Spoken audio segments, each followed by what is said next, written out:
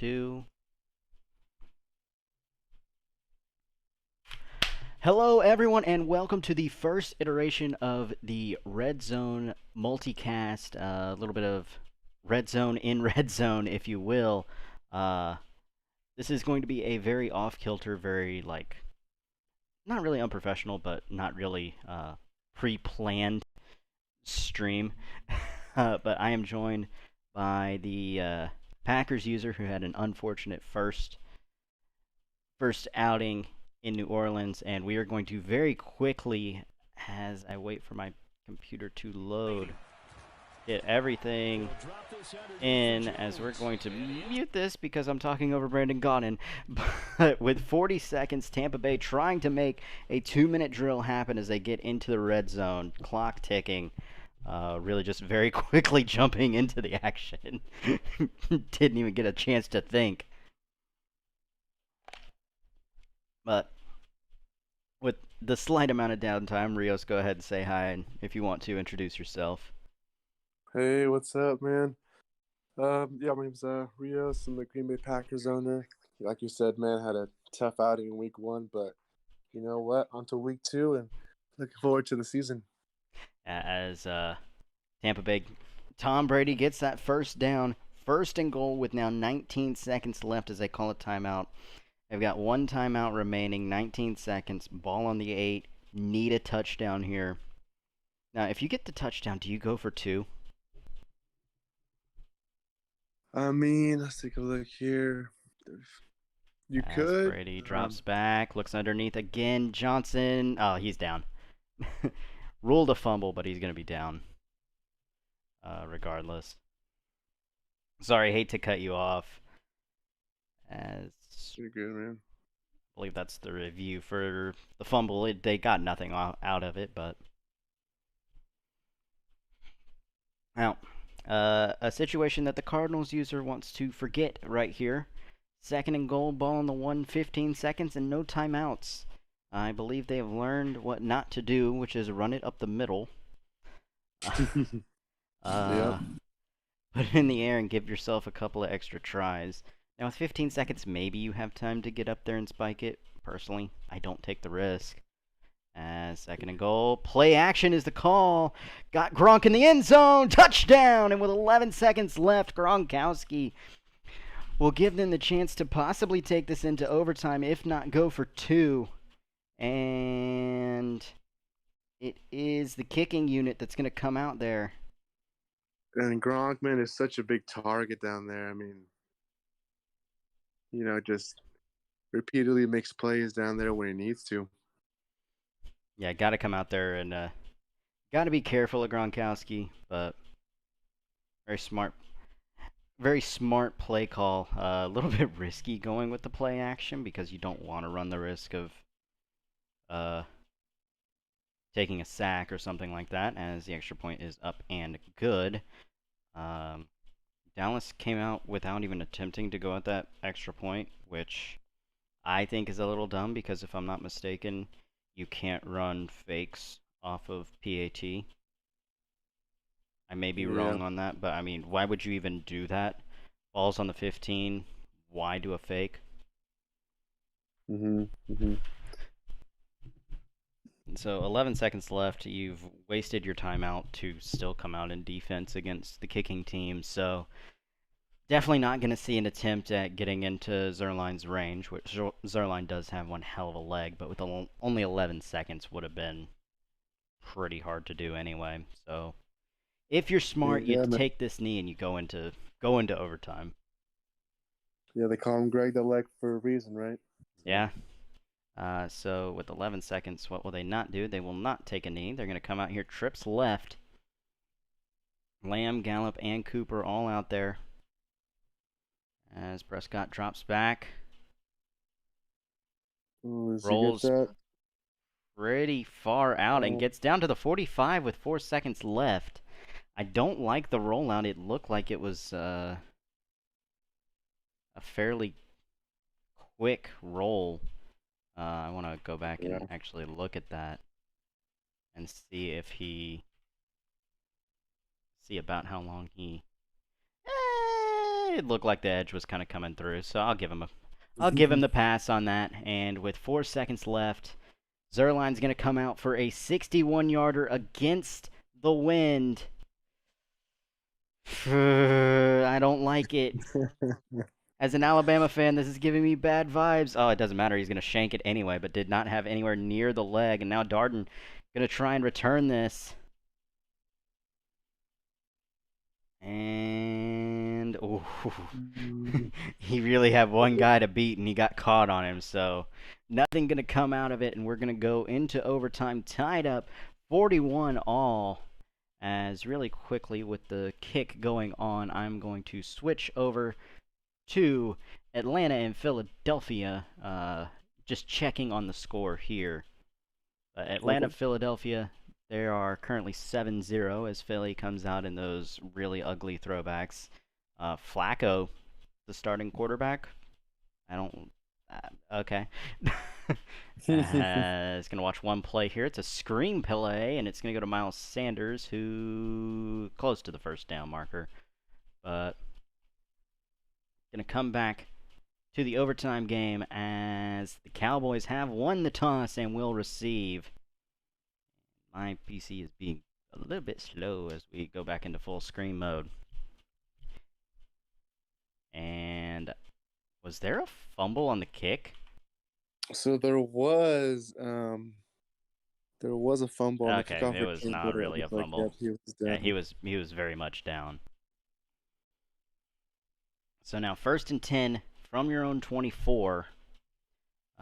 Believe you might have the wind, but obviously you really want to get down there, score a touchdown. As stretch play here to Pollard. Pollard cuts it back upfield, and he's going to get about, I believe, 4, maybe 5. Now they're going to give him 3. 24 to the 27 that's 3. Yeah, I mean, going against the base set of Tampa Bay, I mean, they have an elite front seven, so definitely have some monsters in the middle that clog up the lanes. And they have the speed, with those backers to get sideline to sideline. Yeah, as I'm just remembering that I think Milky has his commentary turned off, so we could actually have audio as Prescott got a man deep. It's CeeDee Lamb. He could go 20, 15, 10. He could go all the way. Touchdown, and the Dallas Cowboys are going to take this one. The Cowboys in overtime. We're not going to get a... Yeah, on the road in overtime. We're not going to get a replay, but I want to go back and see that play over again. Because I want to see what in the world happened. How do you lose CeeDee Lamb going up the sideline? Yeah, it looks like simple 3 wide receiver set, play action. I mean, play action has... I'm waiting on... All right. Keep an eye on CeeDee Lamb. He's one-on-one over here on the right side of the field going deep. I'm not sure who he's on. But play action, Whitehead. Oh, Whitehead was supposed to come over and help. I think it was cover 2. I believe that was the issue. Oh, yep. It looks like it was cover 2. Whitehead bit down on the play action and then tried to, just was nowhere near being able to help. Remember what we said last night? Cover 2... when it works, it's great, but it doesn't work a lot more than it does work. Wow, what an impressive road win, though, by the Cowboys. A very big win as the Cowboys take down the Buccaneers week 1. And we're going to jump over real quick to Philadelphia and Atlanta, as Atlanta knocking on the door here, 2nd and 2 from the 14. Now I formation, got 2 tight ends. I believe that's Hurst and Pitts. And they're going to give it to Gallman, who is going to be stuffed. Looked like he kind of got sucked into his own teammates there.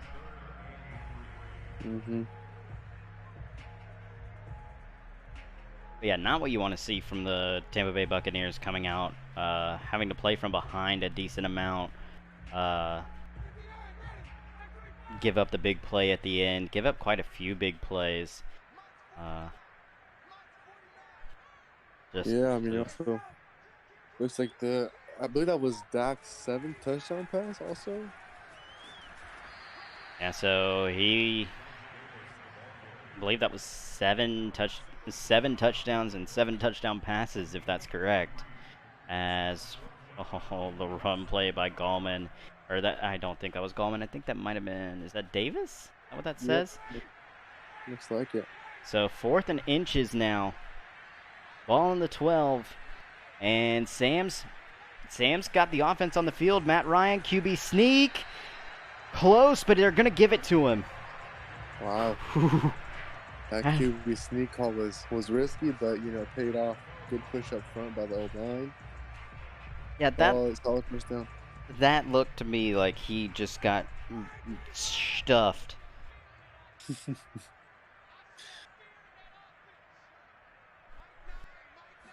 So first down, Ryan drops back underneath to somebody. Who is that? I didn't see the name. Gage Jr. Russell Gage Jr. I believe. Yeah, that was Russell Gage Jr. Okay. Wow, and Matt Ryan is 7 of 7. That's efficient offense. Looks like that'll definitely win you some ball games when you're that efficient.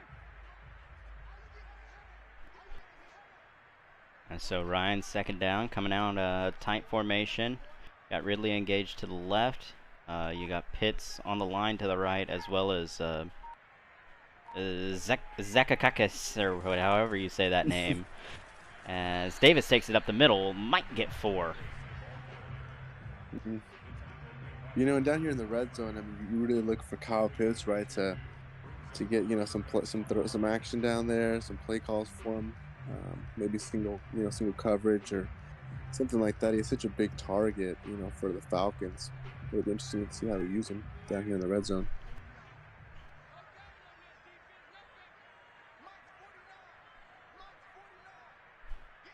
So 3rd and 5, Ryan coming out tight again. Drops back. Really nothing there. Going to have to check this one away. Yeah. First incompletion of the day, and this drive is going to have to end in a field goal.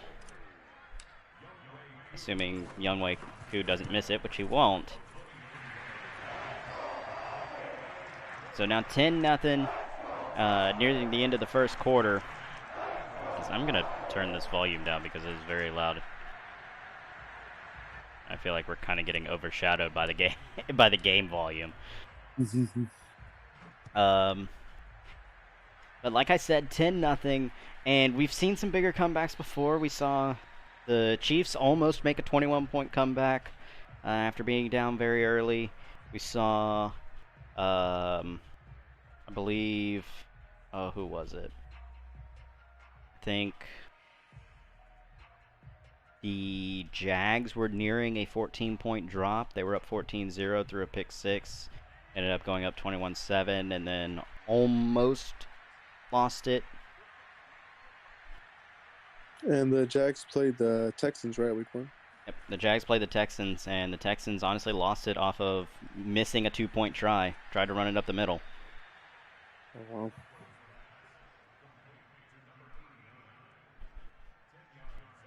It'll be interesting to see also how the Falcons defense does this year. I mean, I know statistically last year they as far as the NFL numbers, they weren't that great, but they brought back some of their key players and they lost some other players. And right now they're holding the Eagles to 0 points, in the first quarter. So looking pretty solid so far.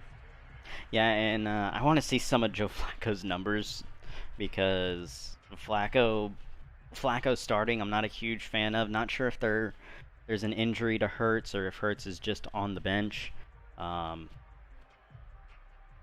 I do believe that, knowing this user, I don't think he likes the mobile quarterbacks. He's much more of a pocket passer type of guy.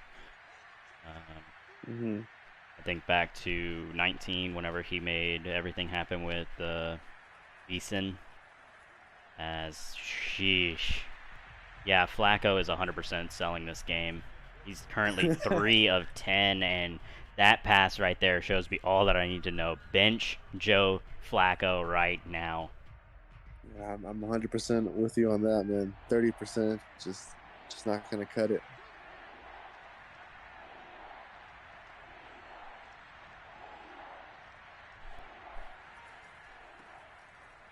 And Sanders up the middle. He's got a big hole. Thought he was going to go all the way, but he's going to crunch the 50 to the 49.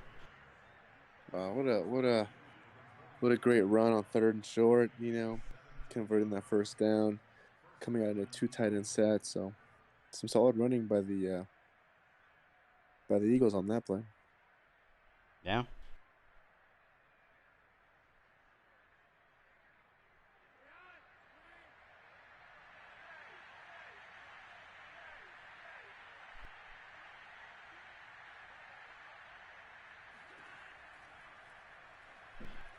Flacco hit as he throws, almost intercepted. Wow, that was a risky ball. I mean, definitely could have been intercepted. And again, now Flacco 3 of 11 in the second quarter. We'll have to see how that goes for him. You know, with the decisions to go with Joe Flacco as the main guy. Yeah, I'm just still not a huge fan of that. Flacco is very much past his prime. He's a backup quality guy through and through. Hurts while being a very fringe starter. Like, his second year, he's got a chance to develop. Meanwhile, Flacco, not so much, as there's an excuse right there. Like, he's throwing the angle route, and honestly, I had the hitch not turned around like an idiot. That ends up being a catch, and everything looks fine. Unfortunately, he was throwing to the angle route, which he missed by about 40 yards. Yeah, man, I'm with you. I mean, I thought that Hurts would have been the guy, like you said, you know, up and coming player, coming out of Alabama and Oklahoma. He had some, you know, bright spots last year, but definitely has room to improve. So we'll see how that goes.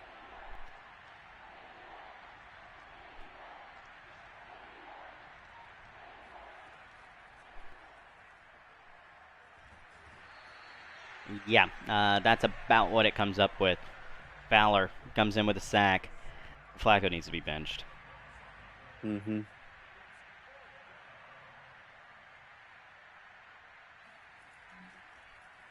As Hunt no, they're not gonna pin him. Doesn't quite go into bounds.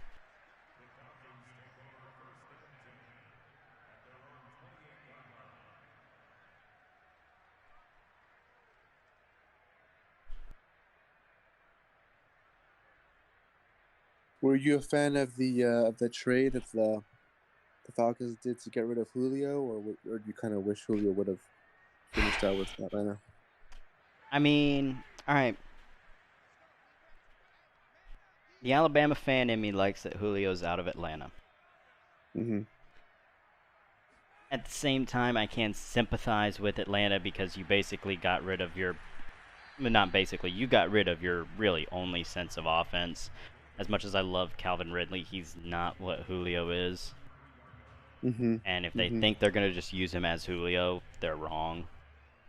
And then basically the only thing that you do to replace Julio is you go out and get a tight end. A freak of a tight end. Don't get me wrong, Kyle Pitts is a fucking amazing human being.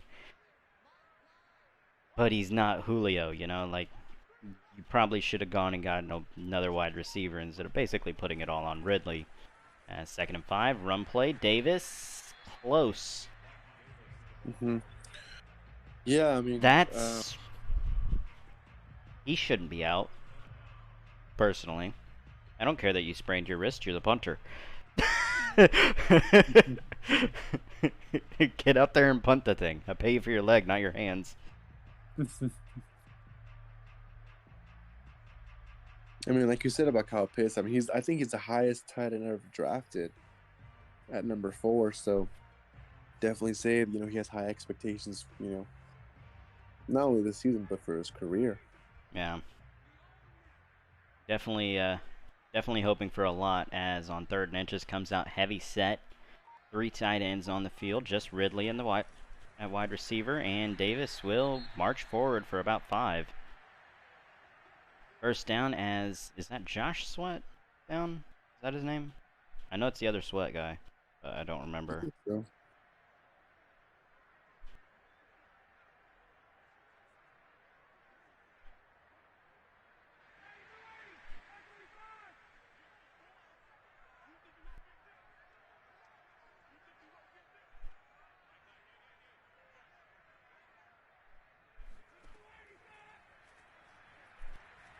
Ryan drops back, rolls out, got a man, and it's going to be Calvin Ridley. Oh, he only have one guy to beat, can't beat him, but good pitch and catch there.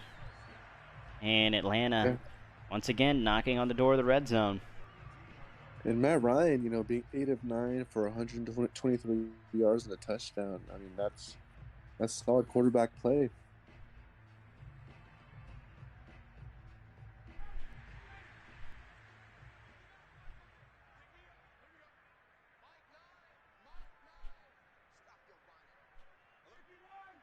So once again with this heavy set, 2 tight ends and a fullback. And they're going to give it to Gallman, who gets maybe 2. Maybe. Yeah, looks like it'll be 2nd and 8 coming up.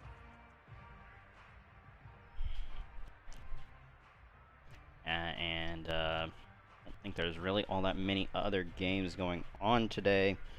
Broncos and Giants should be playing later on today, although there is a slight chance that we maybe see them here within the next half hour. And if this one gets ugly, I really hope we do.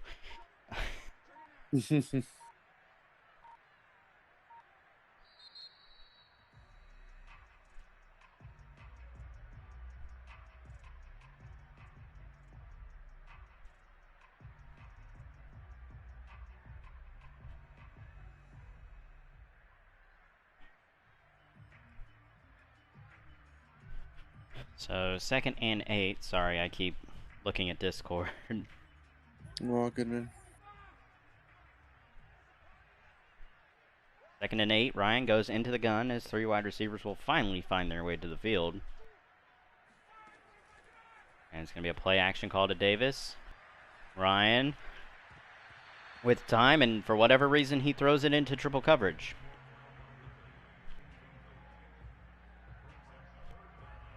Don't know what the thought process was there, but Matt Ryan wanted to turn what looked like a very healthy Atlanta game into giving Philadelphia way back into it.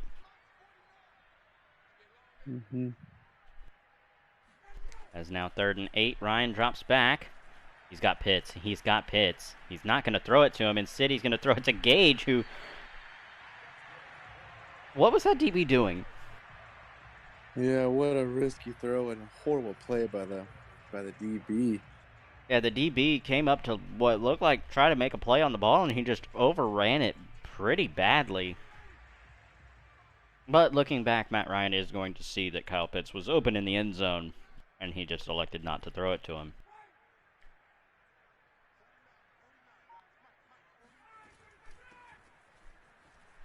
And yeah, Davis is going to walk in. Great blocking out there on that run around the outside, and Davis walks in for the 12-yard touchdown run. Wow, what a hole! You could have drove a truck through that hole. I mean, anyone's walking into the end zone with that. Oh yeah.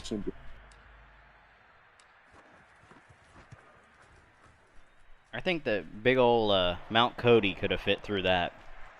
Yeah, most definitely. Well, I mean, 17-0.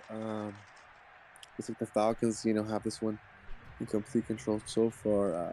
Defense looks solid from what we've seen so far today. Offense, I mean, we're one play up, right? If that DB makes a break on the ball, that's a 14-point swing. So we'll have to see how Philly comes out and responds, being down 17-0.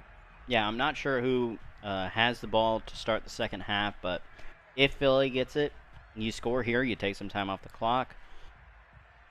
get the ball at half, score again. That's a 14-point swing right there. Like, they're still very much in this football game. Yeah, most definitely. And it's not a 2-minute drill, but with 5 minutes, you have time to pick your plays. As long as you execute and get yards every play, I think you can get yourself in a good scoring drive here. Yeah. If things continue this way, though, we need to see Jalen Hurts. Yep. All right. Well.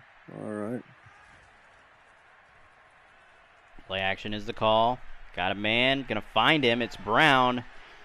And Brown is going to get up across the 50 for just Flacco's fourth completed pass. Nice pitch and catch there. Yeah, that was a nice big gain on, to get yourself some momentum so you can hopefully punch the ball into the end zone.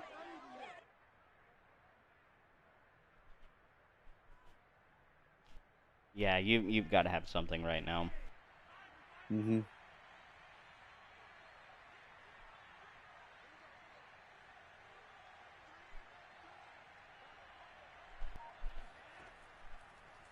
Flacco drops back.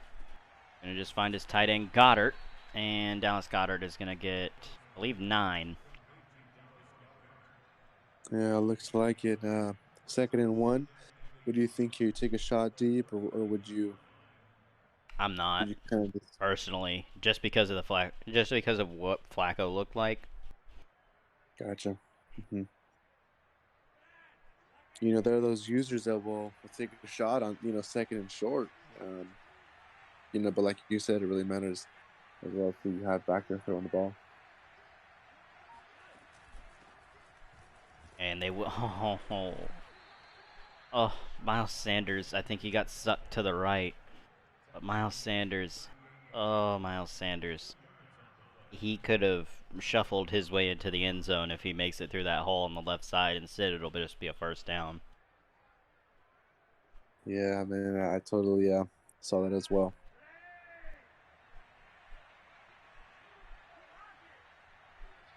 Now,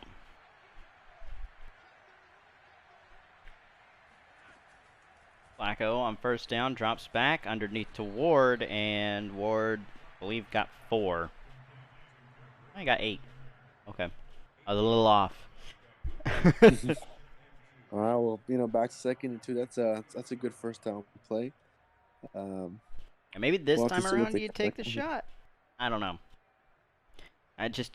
You gotta get Flacco back in rhythm. Maybe a few of these completed passes that are shorter and get him some more confidence. And now maybe you try the play action, maybe hit him deep. Mm-hmm. Hopefully you catch him napping, but who knows. And they will not go play action. Instead, they will give to Sanders, and Sanders plenty of room to get the first down, but he is met pretty quickly after that. Yeah, so right here, if you're Philly, you're driving down, taking time off the clock, like you said. Hopefully just can walk away with a touchdown here so they can trim the lead going into half. Yeah, and even if you get a field goal, that's not bad. It's a 3-possession game, a field goal and a touchdown. You get a 10-point swing, and you make it a touchdown game. Mm-hmm. Is it what you were hoping for? No, but it's better than nothing as Sanders gets hit out in the flat and gets up to the 17 for a nice gain of 9. I feel like Flacco's done a good job of not trying to force the ball down the field, taking what he can get, not trying to do too much, and getting them down now into the red zone. As we find ourselves in the 2-minute warning. He's definitely, taking what the defense is giving him right now, like you said, with those, those short completions.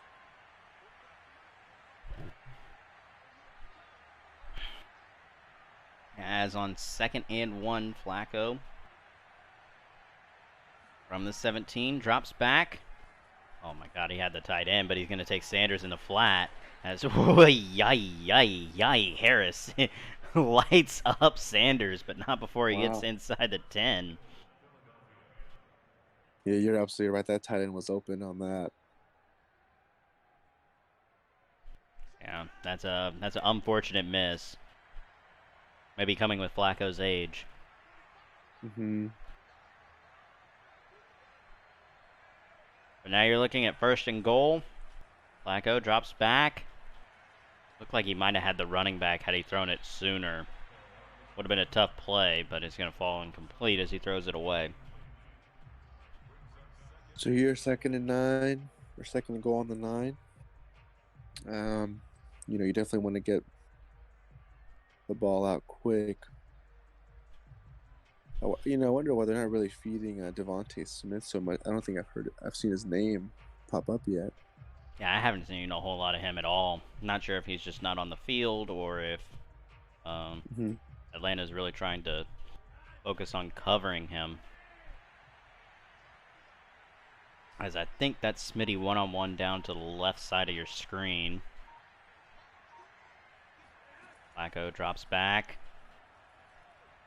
And Flacco gets dropped. Ay, ay, ay. That's just good a coverage sack, right? Nothing downfield, nothing short, everything kind of covered. So good job by the back end. I was personally thinking, 2nd and goal from the 9. You got Smitty one-on-one. Maybe you throw an end zone fade. Instead, what you do is you put everyone on an in route, running basically 30-yard routes, and take a sack because you only need 9. So why cover deep?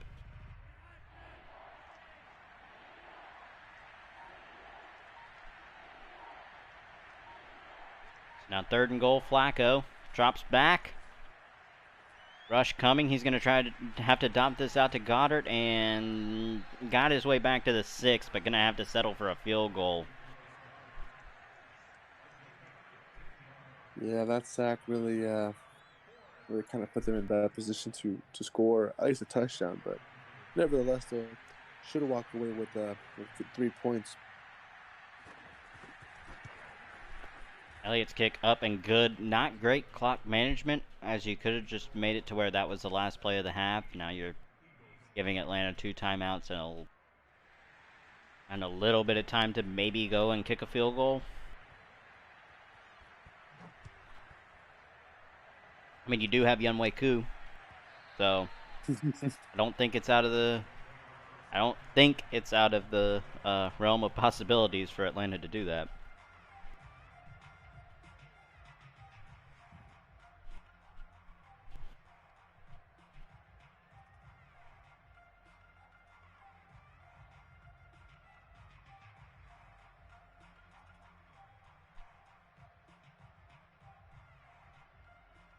I believe they were trying to come out and take a knee, but the coach could not quite find it on his playbook. His chart, his Waffle House menu did not have the QB kneel on it.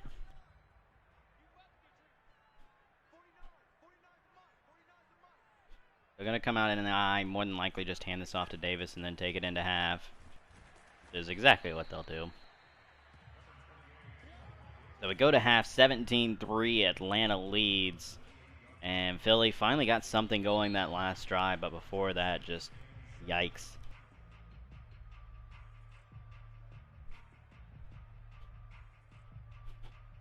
Well, if you're, going in halftime, if you're Atlanta, you're feeling good, confident, right? Defense gave 3 points, offense looking efficient, but what do you think, I forget the coach of the Eagles' name is, but what do you think he's telling his guys here going into the second half? Take a page out of Aaron Rodgers' book, if you want to say that. Relax. Just relax.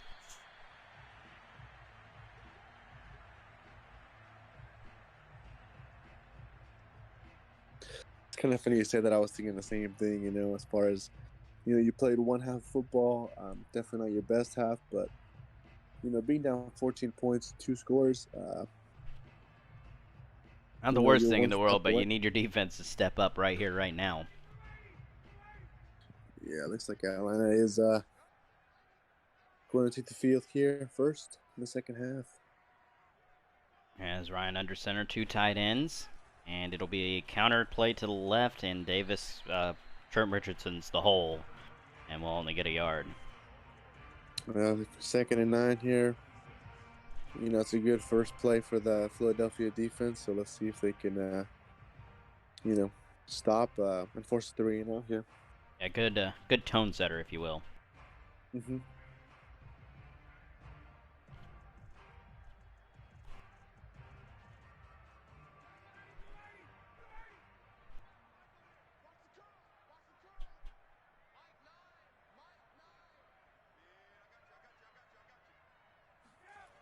So now 2nd and 9, RPO. Davis up the middle, and well, to have done such a good job on that first down play, you just completely whiff and give up almost half the field to Miles Sanders. That was a 12-yard pickup there. Just a big blow. And it's not like they're doing anything fancy, really. Like, they're coming out in heavy sets, 2 tight ends, fullbacks. There's still nothing they can do as they force it and should have been intercepted. Yeah, that was the first ball that they throw toward Pitts' way, and maybe they were trying to get him involved, in the second half. But like you said, that DB had a chance to make a play on it, just couldn't come down with it. Yeah, and at this point, just the way that the game's been going for Philly, that seems to be on par. Yeah. 2nd down here and 10. Ryan drops back to pass. Oh, again. Oh, Again. man. The DB gets right in front of it and just watches it go over his head. I think that ball, he just puts his hands up, and that's a pick, maybe even a pick 6 going the other way. Oh, he 100% houses it. No doubt in my mind that should be 6 the other way, and instead it's a first down Atlanta.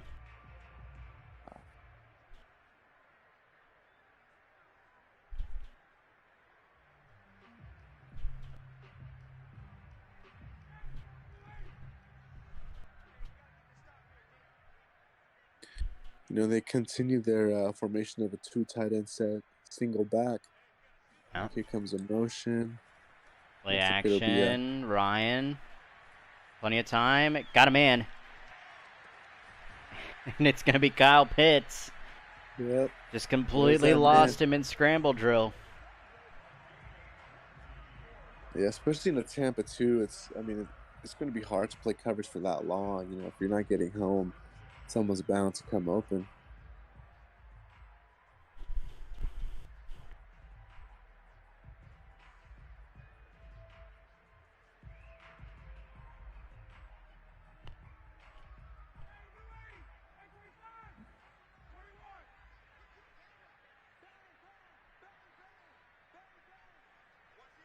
So Ryan now in the gun. Pitts out to the left. Got 3 wide receivers out this time.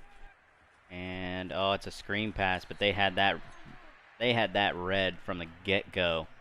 And Ryan's just gonna have to eat it. Yeah, that was a smart play that Matt Ryan out throwing that ball, because there was someone coming downhill ready to make a play on that ball. Yeah, something you don't see very often. Matt Ryan doing something better than Patrick Mahomes, eating the sack on the screenplay rather than throwing it into what was an obvious red play. Yep. But this will put them well behind the sticks now as 2nd and a long 22. Ryan, plenty of time. He had Pitts, but instead he's going to go for Ridley. And it's, Slay. It's dropped. That's Slay's 2nd dropped pick of this drive alone in the end zone. That would have been a tough catch, falling down, and it just gets knocked out of his hands. I believe that was Ridley that knocked it out. Wow, what a tough break. Yeah, it would have been the stop that they needed. Instead, now 3rd and 22. And they're just going to run this as Davis maybe gets a yard. And that's going to force the punt team out. Yeah, it looked like the Falcons were trying to get a run play to pick up maybe 6 or 7 yards to get them into field goal range, but that was a good stop by the Philadelphia defense and the defensive line for clogging up those lanes. So now you get the ball back. It looks like it's going to be on their own 9. So Yeah. And I mean, for Atlanta, I agree with the play call. You've got Koo, who has a pretty good leg. I think it would have been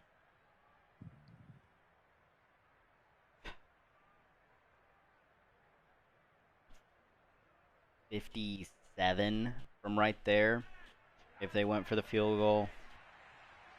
So maybe you think get about 3 or 4 more yards, you're in field goal range, but just wasn't meant to be. As Flacco on first down drops back, nothing there, and he's just going to check it down to Sanders, who gets maybe a yard. Well, that was a great play by the linebacker to stick with Miles Sanders stride for stride and make that tackle. Yeah, don't see that happen all that often, honestly. Yeah.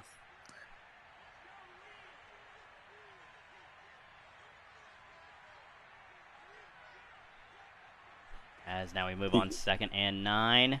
Flacco standing in his end zone. Should have been intercepted, but it's going to fall harmlessly incomplete. So now it's 3rd and 9. Those the defensive line of the Atlanta Falcons. I mean, you must know it's a pass play, right? So we'll see what the Philadelphia Eagles can dial up on this 3rd and 9 to hopefully move the chains. Yeah, you can't punt this ball back right now. All the momentum is in Atlanta's way. You need to get something going to kind of flip that script.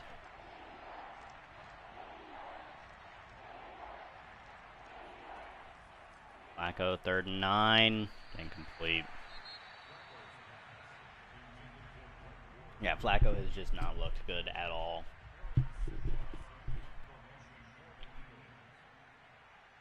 At this point, we need to see either Jalen Hurts or Gardner Minshew. Yeah, man, you're right. It looks like Flacco's just not the guy. No. Not by any stretch of the imagination.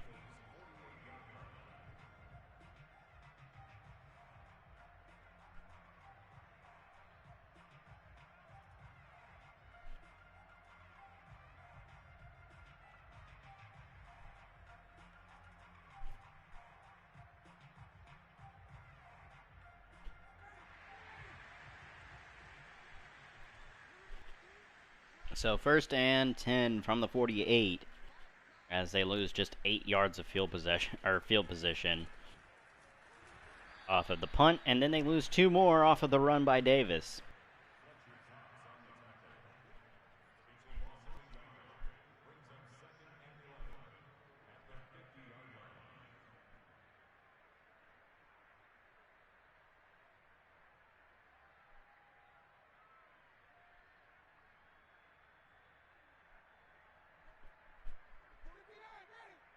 So 2nd and 11 from the 50.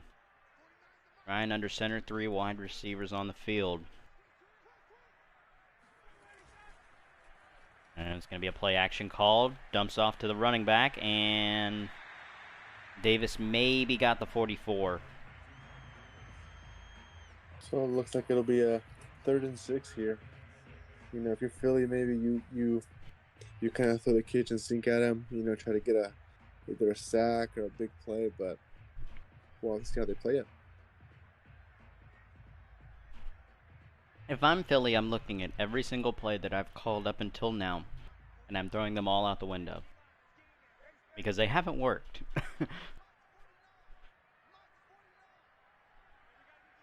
Got to do something different here. If you've been sitting back, blitz. If you've been blitzing, sit back. So they don't do that. Instead, they sit back in zone coverage and let Pitts get underneath and get the 6 yards that they need.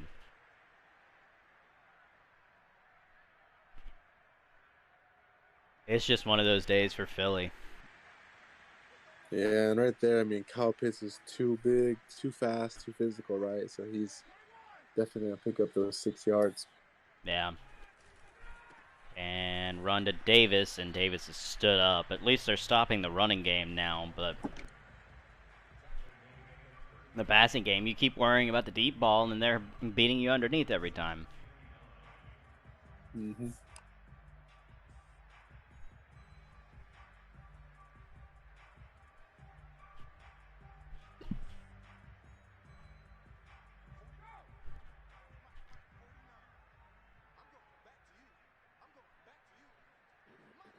On 2nd and 9, Ryan in the gun.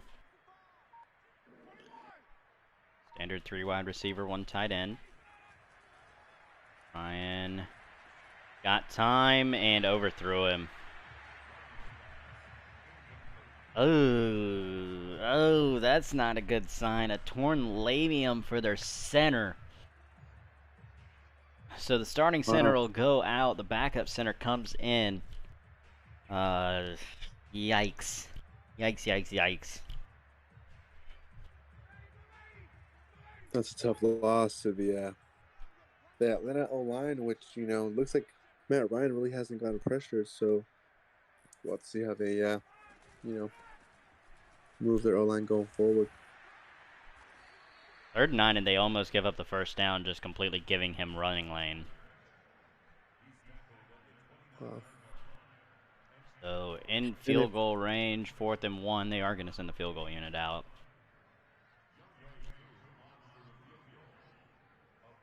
Sorry, I didn't mean to cut you off. As Koo close, he got it. That was scary. I thought he might have shanked that. It looked like, yeah, but it looked like it was swinging left, but just made it through.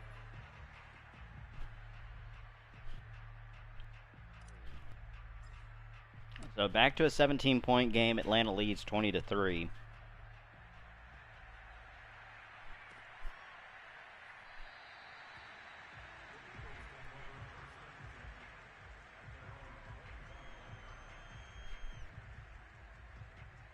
So, look, if I'm Philly, unless if Joe Flacco's on the field, this game's chalked. If I see either Minshew or Hurts, I have a little bit of faith, but Flacco has shown me absolutely nothing. Yeah, just pretty much overall bad performance, for the first week. So that's really not on Flacco. I'm just gonna go ahead and say that right now. Great pass, but I mean, I could have made that in my sleep with him being that wide open. But we've seen Flacco overthrow some wide open receivers, so at least a little bit of something there as he'll move the ball down the field to the 36.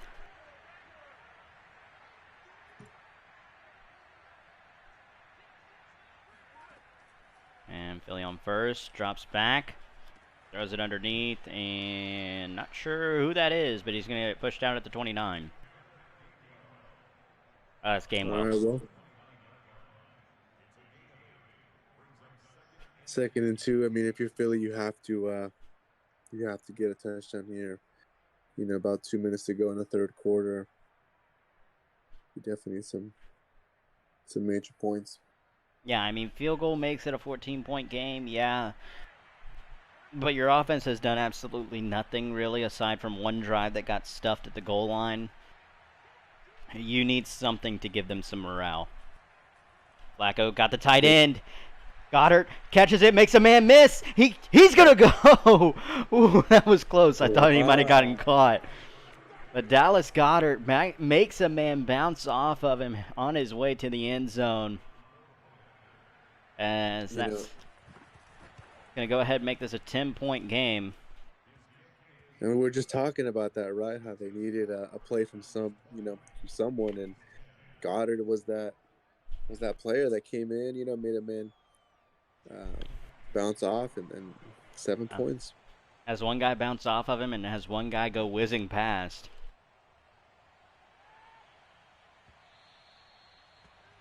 But the thing is, looking at Atlanta right now, or not Atlanta, sorry, Philly, they've got to establish the run game. They've only ran the ball 5 times to this point. Wow. I think I think that I saw more runs from Kansas City, and they didn't run the ball hardly at all. I think I saw a total of like 10 runs in that abysmal loss. As Ryan dumps it off to Pitts. Pitts makes one guy bounce off of him as he gets close to the first down marker. Yeah, if you're Philly, you almost need a 3-and-out, or at least a stop, because Atlanta, I mean, has proved they can move the ball on Philly, right? So whether it's a short pass game, quick pass game, or even just running the ball, it seems like Philly just having difficulty trying to, stop Atlanta. Yeah, at this point, like, start manning up, start covering your underneath stuff. Quit playing that like deep zone and giving them the underneath, because Ryan has shown he's going to just take it all game long. Usually you want to force them to throw it underneath whenever you know you have a guy that's not going to be able to take his underneath stuff all game long. He will. Matt Ryan most certainly will. He will just take his 5-yard check down and let the check down run for 7 or 8 yards extra rather than trying to force it downfield.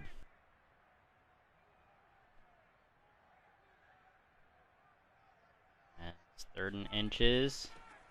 Give to Davis. I believe Davis got it before he Mark Sanchez'd himself. Yeah.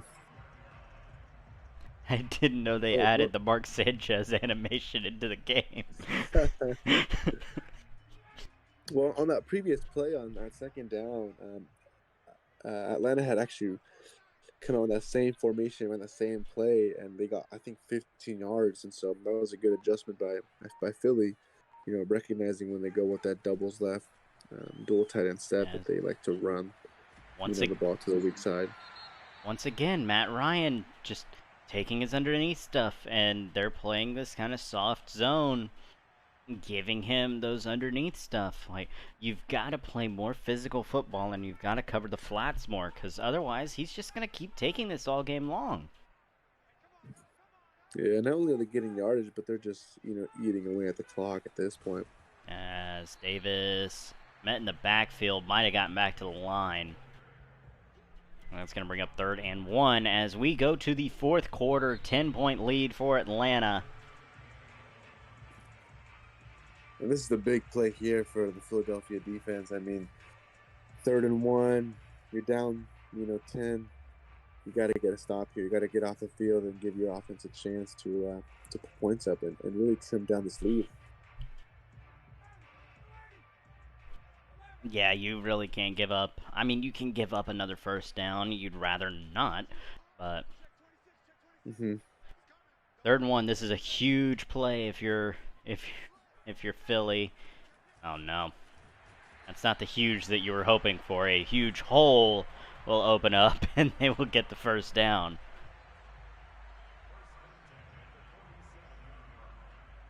Yeah, like you said, let's start, dialing up some pressure, taking away the underneath stuff. Because at this point, Matt Ryan is just, taking the easy completions and getting yardage and pretty much just picking up first down after first down. Yeah, at this point, start playing some hard flats, run some blitzes, and force Matt Ryan to try and throw it downfield rather than just giving him the underneath stuff and covering deep. Right there it is! Epps, he throws it into coverage. He's only got Matt Ryan to beat, and he's gonna go for 60 yards, I believe, and that's gonna be a pick six to get Philly back into this football game, as they're just an extra point away from making this a 3-point game. Wow, and just what we're talking about it, right? One play, one stop, and they got 7 points in one play, and They're going to get back on the field again and play some defense. So this is a big swing and momentum. Hopefully this gets Philadelphia, going. Yeah, and I mean, we have been saying it for the past probably about 3-4 minutes. To start playing more flats, make Matt Ryan throw it deep. They take the flats, and instead of Ryan throwing it deep, he tries to force it into triple coverage in the flat, and it's just housed.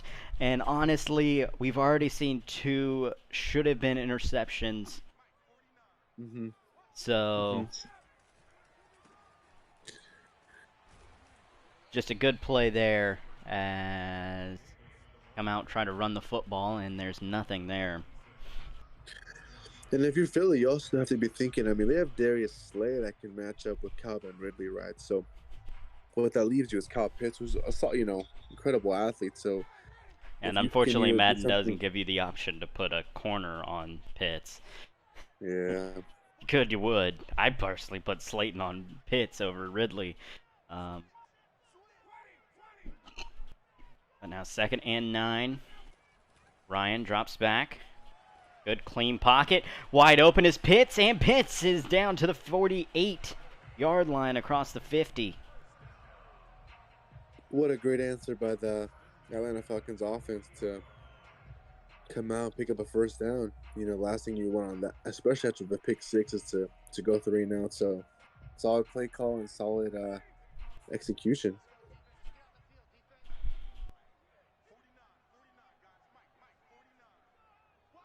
First down as we take just under 8 minutes left in this game. Ryan's going to change the play, and they're going to come up under center. And Ryan hands off. Davis with a huge hole. Picks his way through. Wow.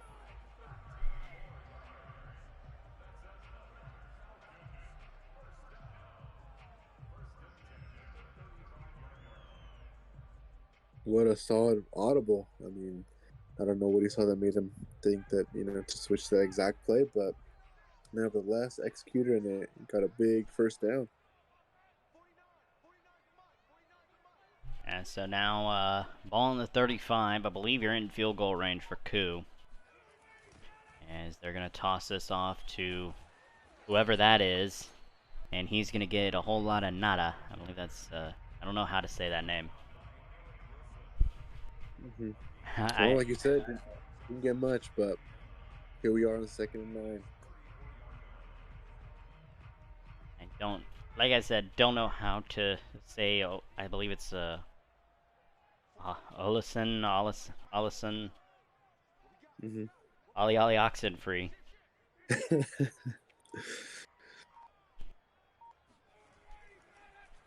As Ryan on 2nd down drops back, Pitts wide open.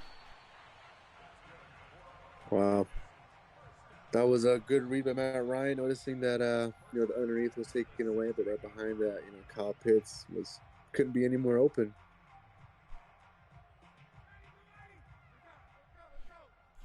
Yeah, just unfortunate turn of events.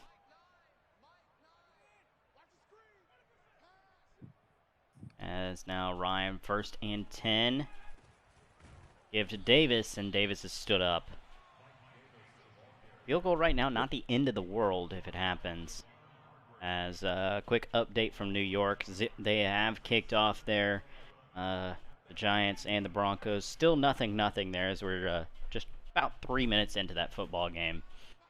And we will get you out there just after Atlanta and Philly.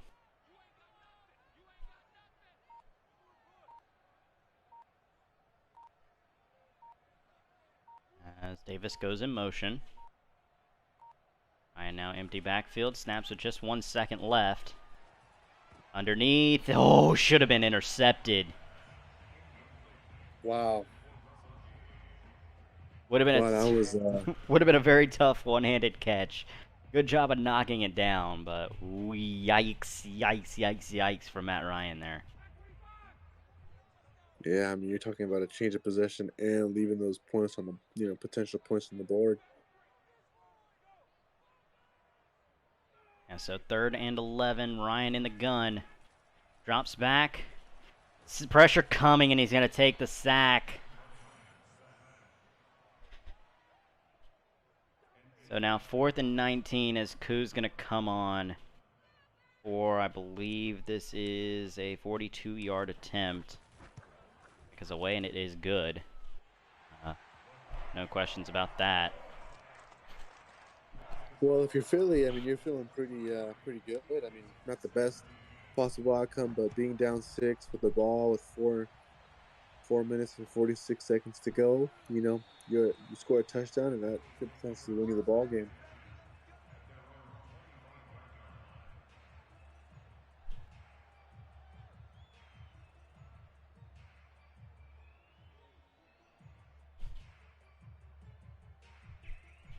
Yeah, sorry, I'm trying to keep up with the Giants and the Broncos.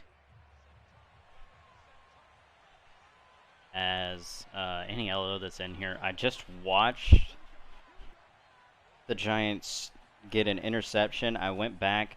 They switched, but it switched them to the wrong guy as big run, but this one's coming back. You can see him switch to try and get the interception, but he switches to the safety instead of the linebacker that actually catches it. Still a switch, but would not have changed the play in any way, shape, or form.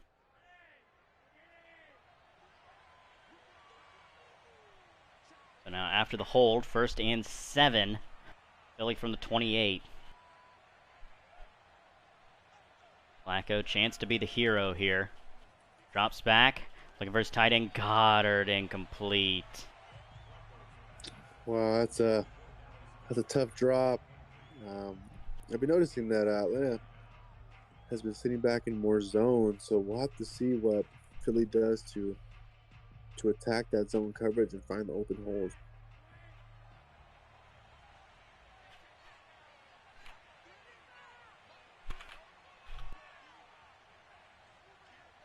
Here we are on 2nd and 7.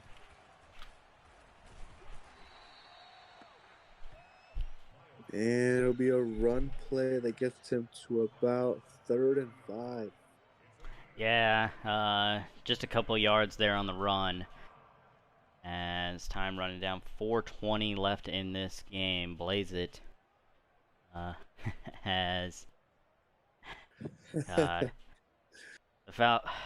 not the Falcons, the Eagles and Joe Flacco. They just got to get something going. You cannot afford to stall out right now. Because the way Atlanta's been moving the ball, you give it back to them, it's kind of game over. Mm-hmm. And they run a scream on 3rd and 5. Okay. Not entirely certain what the play calling there was. And I guess 4 down territory, I guess. Still. So 4th and 5. This is definitely the ball game right here. 6-point game. They run it. That's a gutsy call, but Gainwell's going to get it. Wow. So 15 yards on 4th and 5. They run the football. I was not anticipating that call, but nevertheless, it worked, right? And it worked big to get them 15 yards. On their own 45. Let's see if they can, keep this going. The only thing that I can think of at this point is that Coach Matt was not expecting that. I think he thought it was 3rd down. Pulled a Tom Brady as Sanders runs it, and Sanders is going to get 9.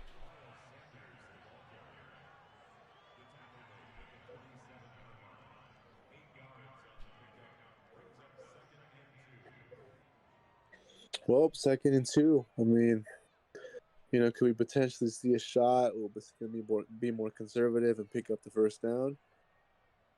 I'm not sure, but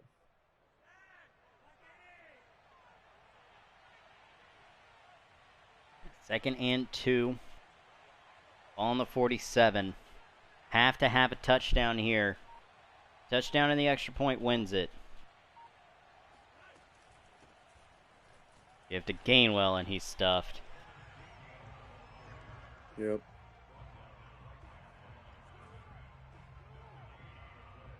Well, if you're Philly, I mean, you do have the momentum, right? They were down 20-3 at one point, and now 23-17 with a 3rd and 1 on the other, on their 47. So, got to pick up this first down and keep going downfield.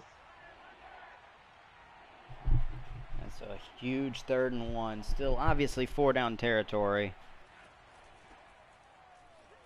Doesn't matter. Sanders is going to run it for the first.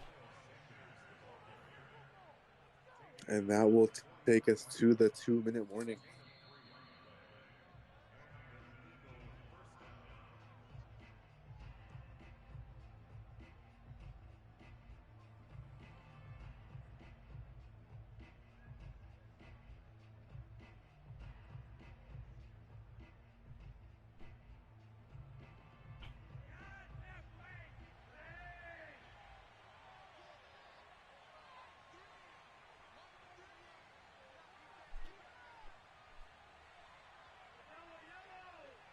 So, really quickly, a bit of controversy going on in the Broncos game as the Giants user continues to switch in a no-switch league as Flacco hits Goddard underneath.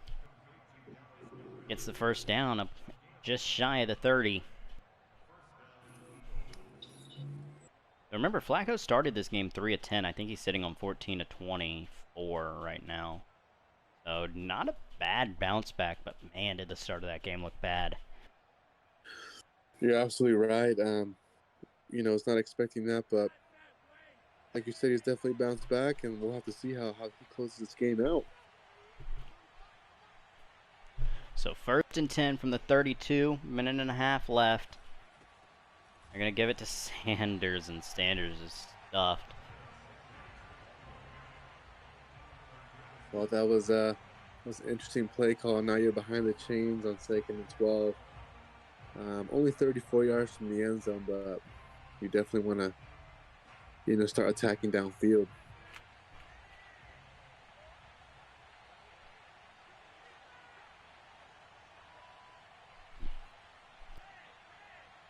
So 2nd and 12, minute left.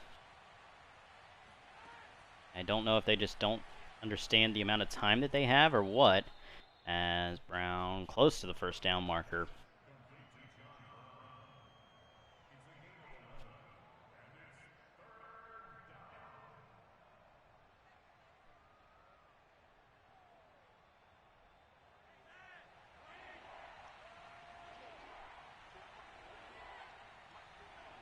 Third and 1 as we tick just shy of 30 seconds left. Flacco drops back, looking for his tight end, Dallas Goedert, incomplete.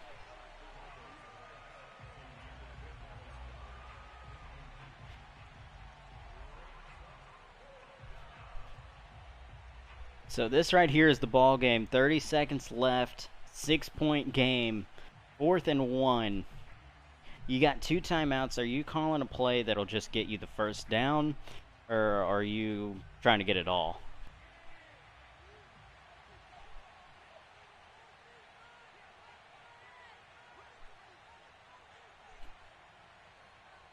Personally, I'm running it if I'm him. He will. Gainwell, gonna get it.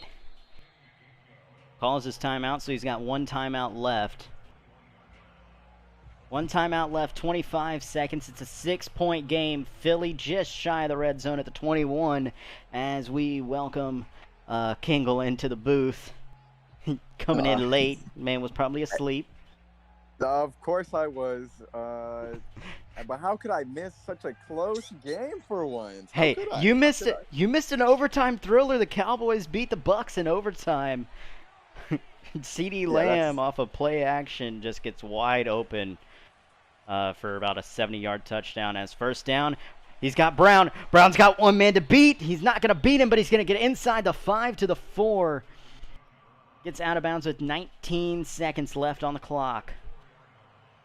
Dude, 19 seconds. That's a lot of time. Did they use their 1 timeout yet? They do not. They still have that 1 timeout, 19 seconds, ball on the 4, 1st and goal. As That's Twitter is blowing plays. up saying that Philly is losing because they're wearing these god-awful ugly uniforms. First down, run to Gainwell. He's got a hole. He's close. He's going to get stood up at the 1, and they're going to call their last timeout. Wow, what a play call. Now they're down to the 1-yard line. Let's see what they come out in, but they're 1 yard away from potentially winning this ball game. Yeah, see, with Still have to hit like the extra point. I really wish he falls forward. Still have to win the extra point, or hit the extra point. Oh, man. Second and goal now. 13 seconds. You've got no timeouts. Ball on about the half-yard line. Flacco. And we have a timeout. I believe Atlanta called their first timeout. As didn't really like what they saw. Yeah, I think they came out in base formation there with 3 wide, so they kind of hold themselves there just a little bit. I understand it's 1 yard to go and you want to stop the run, but yeah. Oh, this is such a soft box. They're just begging him to run it right now. I mean, with Grady Garrett there, or Grady Jarrett, I trust him a lot more than I trust anybody else on the defensive line. This is true. 13 seconds, no timeouts. High risk, high reward. If you run it, they won't run it. They're going to throw it. Got a man in the back of the end zone. It's Goddard, and he scores! Touchdowns! And the Eagles are an extra point away from winning this. Dallas Goedert with an incredible catch in traffic. I absolutely thought that was a run play, but what a risky throw and touchdown. Extra point is good, so 1 point game. Atlanta has 10 seconds and 2 timeouts to try and maybe get into field goal range, if not score. Oof. Yeah, I came in at the right moment. Dallas Goedert there is the GOAT right now, but honestly, that throw from Joe Flacco scared the life out of me. There was way too many Falcon defenders there that could have gotten their hands on him and forced the incomplete pass. But hey, the Eagles are up, 10 seconds left. Falcons have 2 timeouts. That should be enough time for a couple quick passes, considering you have those timeouts. Throws short. Oh, he didn't get out of bounds. They're going to have to call the timeout. So with 3 seconds left, Matt Ryan has to throw a Hail Mary. That goes about 70 yards. You need a lot of hooks and laterals right here. This is for all the marbles. Atlanta, 3 seconds left. Matt Ryan has to somehow be the hero. Drops back. Good clean pocket. Steps up. Hit as he throws. That's not going to make it to the end zone. And it almost was caught, but it wouldn't have been there anyway. As Philadelphia will make the 17-point comeback. Wow, what a game. That's... to be fair, I wasn't watching too much of it, but from the looks of it, the Eagles just looked like they had all the momentum moving the ball down the field. Really did just their best. Hats off to them. Falcons have a lot to look at as the week goes by now. How do you let up 17 straight points on your defense? You don't. What happens is... I'm super wrong. What happens is you give up a pick 6. Atlanta was moving the ball very well and ended up throwing a pick 6 that just put them right back in that football game. As yikes, can't do that stream because I have to talk over Brandon Godden. And the Giants don't have their stream up. I believe with certain streams you can mute the tab if you're using the OBS browser. Yeah, and then it should come into the thing. I've got it muted. I don't use the OBS browser because it shows your thing on the side. Ooh, did not know that.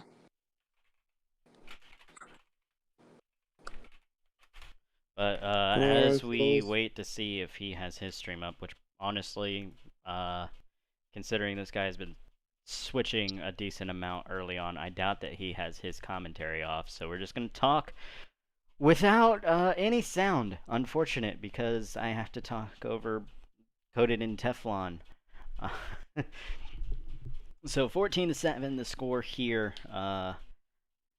as Daniel Jones drops back, throws, probably should have been intercepted. Not sure who 21 is, but going to be knocked away, and that's going to make it third down.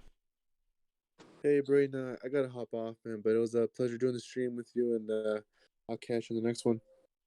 Yeah, pleasure, man. You did good. Thanks, man. Appreciate it. So now 3rd and 9, Daniel Jones. Got to try and come up with something. Oof. Yeah, this doesn't look like a clean game already. Jones drops back, pressure coming in his face, and he's going to miss his tight end, Evan Ingram. Yikes, yikes, yikes. Yeah, no, yikes indeed. I probably would have thrown that just a little bit sooner, just to hit your tight end with stride if you're going to throw it there. I just don't like the play call in general, 3rd and long like that. Yeah, I mean, the play was there. It's just he had to drop back so far. So 14-10 as we start the second quarter.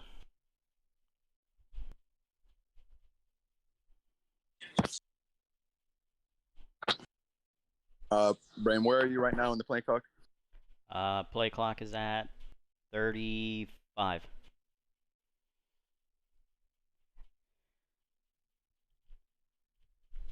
I was good at least 5 seconds ahead right now. We are together now. Or should be. So 1st and 10 as Locke comes out under center. I believe that's Melvin Gordon in the backfield. Number 25, yes, should be Melvin Gordon. I believe long ass hair is covering it. As that is Melvin Gordon. He's going to take it left side and just shy of the first down marker, but he will get about 8.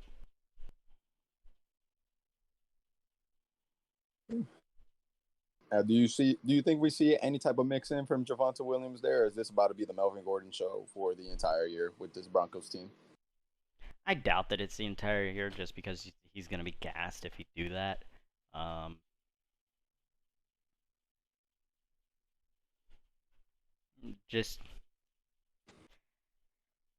don't know, just need to get a healthy dose of both of them, as Jesus, 79 completely forgets how to do any kind of blocking. Let's the world's worst linebacker come through and get a tackle behind the line. Oh, I don't know how that man is still on an NFL roster. That's crazy. I mean, he did get a tackle for a loss there, but I don't know how Martinez is still. I would drop him. I don't care what his overall is. I would fucking cut his ass just because it's Blake Martinez. The 3rd and 3 from their own 32. Drew Lock in the gun, and he's going to drop back. Dumps this off to Gordon, who takes a pretty big shot there to the legs, but not before he gets a first down. That's a good little first down there. Little quick throw to the flats on the opposite end of the cover 3 with the little flat zone. So, that's not too bad. And really quickly, with having both Locke and Bridgewater there, are you kind of surprised that you didn't see at least one of them try to get traded before the season started? Yeah, honestly, there's a couple QB needy teams in the league. Washington football team is the first one that comes up into my brain. Yeah, Washington. So, yeah. I think there's probably a few others out there on top of that. We just saw Joe Flacco take snaps in 2021, Madden 22. So I would include the Eagles as well. So really, I'm surprised. Don't know why you have Drew Lock and Teddy Bridgewater. Honestly, I don't know why you have You don't have Teddy Bridgewater starting. I'd start him over Drew Lock in a heartbeat. Yeah, I think as Drew Lock drops this off to Williams, and speaking of Jawan Williams, there he is, getting just shy of the first down marker. Hey, that's it just looks like the Broncos are dinking and dunking right now. And if the Giants don't want to stop that, that's kind of unfortunate, to say the least. But yeah, I mean, what were you saying about Teddy Bridgewater there? Like, I'd rather start Teddy, in all honesty. Yeah, I mean, I agree with you there. I think that while Locke has more, 3rd and 2, and Jamal Williams jumps off sides, jumps for a false start. But as I was saying, I think Locke has a higher ceiling than Bridgewater. Bridgewater's kind of gotten to where he's gonna get, but as of right now, probably start Bridgewater. I think he's the better quarterback right now. And then going to Philadelphia, Philadelphia wouldn't be interested in either of these quarterbacks. They want a pocket passing, kind of strong arm guy, which is why they have Flacco. Uh, he's got the biggest arm out of both, or the strongest arm out of all 3 quarterbacks there, and is much more of a pocket passer than any of them. But Flacco honestly turned a really bad first quarter into a great game. He started 3 of 10. I think he finished somewhere around the 24 for 39 mark, if I'm not mistaken. Maybe a little bit higher, maybe 25 of 40. I mean, I did really just see him, go down the field and score a game-winning touchdown. So I can't really be too hard on him. But I mean, it's still Joe Flacco. It is still Joe Flacco. Well, the reason that I say it is because it was just he didn't really do anything special. A lot of that was you get the pick 6, then you finally start to get the running game going, and then as Saquon Barkley met in the backfield, looked like Harris could have tackled Daniel Jones, much less Saquon. Oh man, that was a great defensive call there. Yeah, but as I was saying, for Flacco, his one touchdown pass before that to Goddard was really all Goddard. And right there, again, it was really all Goddard. Flacco made not a great throw. Goddard went up and got it in the end zone. And earlier before that, Flacco, while making a fairly decent throw, it was in coverage, but yikes as Daniel Jones overthrows Evan Ingram. However, on top of that, the reason it was a touchdown was because Goddard caught it, shrugs off a guy, makes a guy miss, and then goes into the end zone to make it a 3-point game at the time. That's all Dallas Goedert. The catch in the end zone, all Dallas Goedert. The other touchdown was a pick 6. That's not really him. So, while he didn't make bad decisions and he's a serviceable quarterback, he's not going to really get you anywhere as Saquon Barkley. Sheesh. Oh, the linebacker just bit so hard on trying to cover the flat there that he just let Saquon go right past him. Yikes! Yeah, that user was completely confused, by far. Oh yeah, without a doubt in my mind. As Saquon gets up just past the 40-yard line, we'll make it 1st and 10.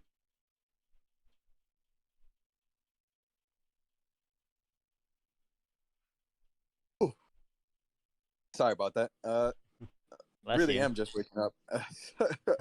As Daniel Jones will take a sack. Unfortunate turn of events there. Drops back into the blitz. Doesn't get it off in time. And gets brought down for the sack. Yeah, I mean he had Saquon there for the quick little dump off. Had he just canceled out of the drop back there and just threw it to him. He saw the pressure coming. He knew it was there. And the user that was supposed to be on that running back was like on the complete opposite end of the line the moment he started the drop. So missed opportunity. Great sack there by the Denver Broncos. Really doing their best right now, stopping this Giants offense. I mean, who isn't all too explosive right now with Danny Dimes. Especially with Danny Dimes taking his 3rd sack of the game in just a quarter and a half. Jones just looked like a tree back there. I mean, that was Josh Allen. He had no idea. You're dirty for that one, by the way. He had no idea where to go with that one. He really just kind of got that deer in headlights look on him. He just said, "Screw it. If I'm gonna take a sack, I'd rather take a sack than throw an interception." And so now third and a very long 31, as they're going to run a screen play to Saquon, and Saquon outruns his blockers. Had the lineman been out there to block number 41, that really could have gone not all the way, but at least for a first down. Instead, just a gain of 1, and they're going to have to send the field goal unit out. The punting team. Or the punting team out. The kicking team. Yeah. And I got what you mean, but hey, look, this is where I take the opportunity to tell the users of the league, patience is a thing, especially on screen plays. Just wait, not too long, obviously. Otherwise, it's going to end in a sack or an interception. Just wait a half a second longer. Just let at least the lead blocker get in front of the running back when you throw it. Yep. So that way you have a single blocker, any blocker. Instead of, that where what would have been a first down and significantly more, let's be honest, it's Saquon Barkley. It's a fourth down punt. Yep. And now the other team has the ball. Drew Lock gets it just shy of midfield. 1st and 10. As they're going to send Tim Patrick in motion. Patrick playing in the slot over KJ Hamler. Definitely wouldn't have expected that, as Jawan Williams up the middle, maybe 6. See, that right there, patience. He saw the user coming. He waited behind his offensive lineman as the user cut way too deep into that. And he got more yardage than probably he should have. Patience. Beautiful thing. Also, is KJ Hamler is not number 14, correct? That is Judy or I forget the other one. He's not. KJ Hamler is 1. Judy's 10. That's Cortland Sutton. 14. There you go. That was the name I was thinking of. So wow. 2nd and 4. 3 wide receivers. Don't blow this for. Oh my God! Nobody on Judy.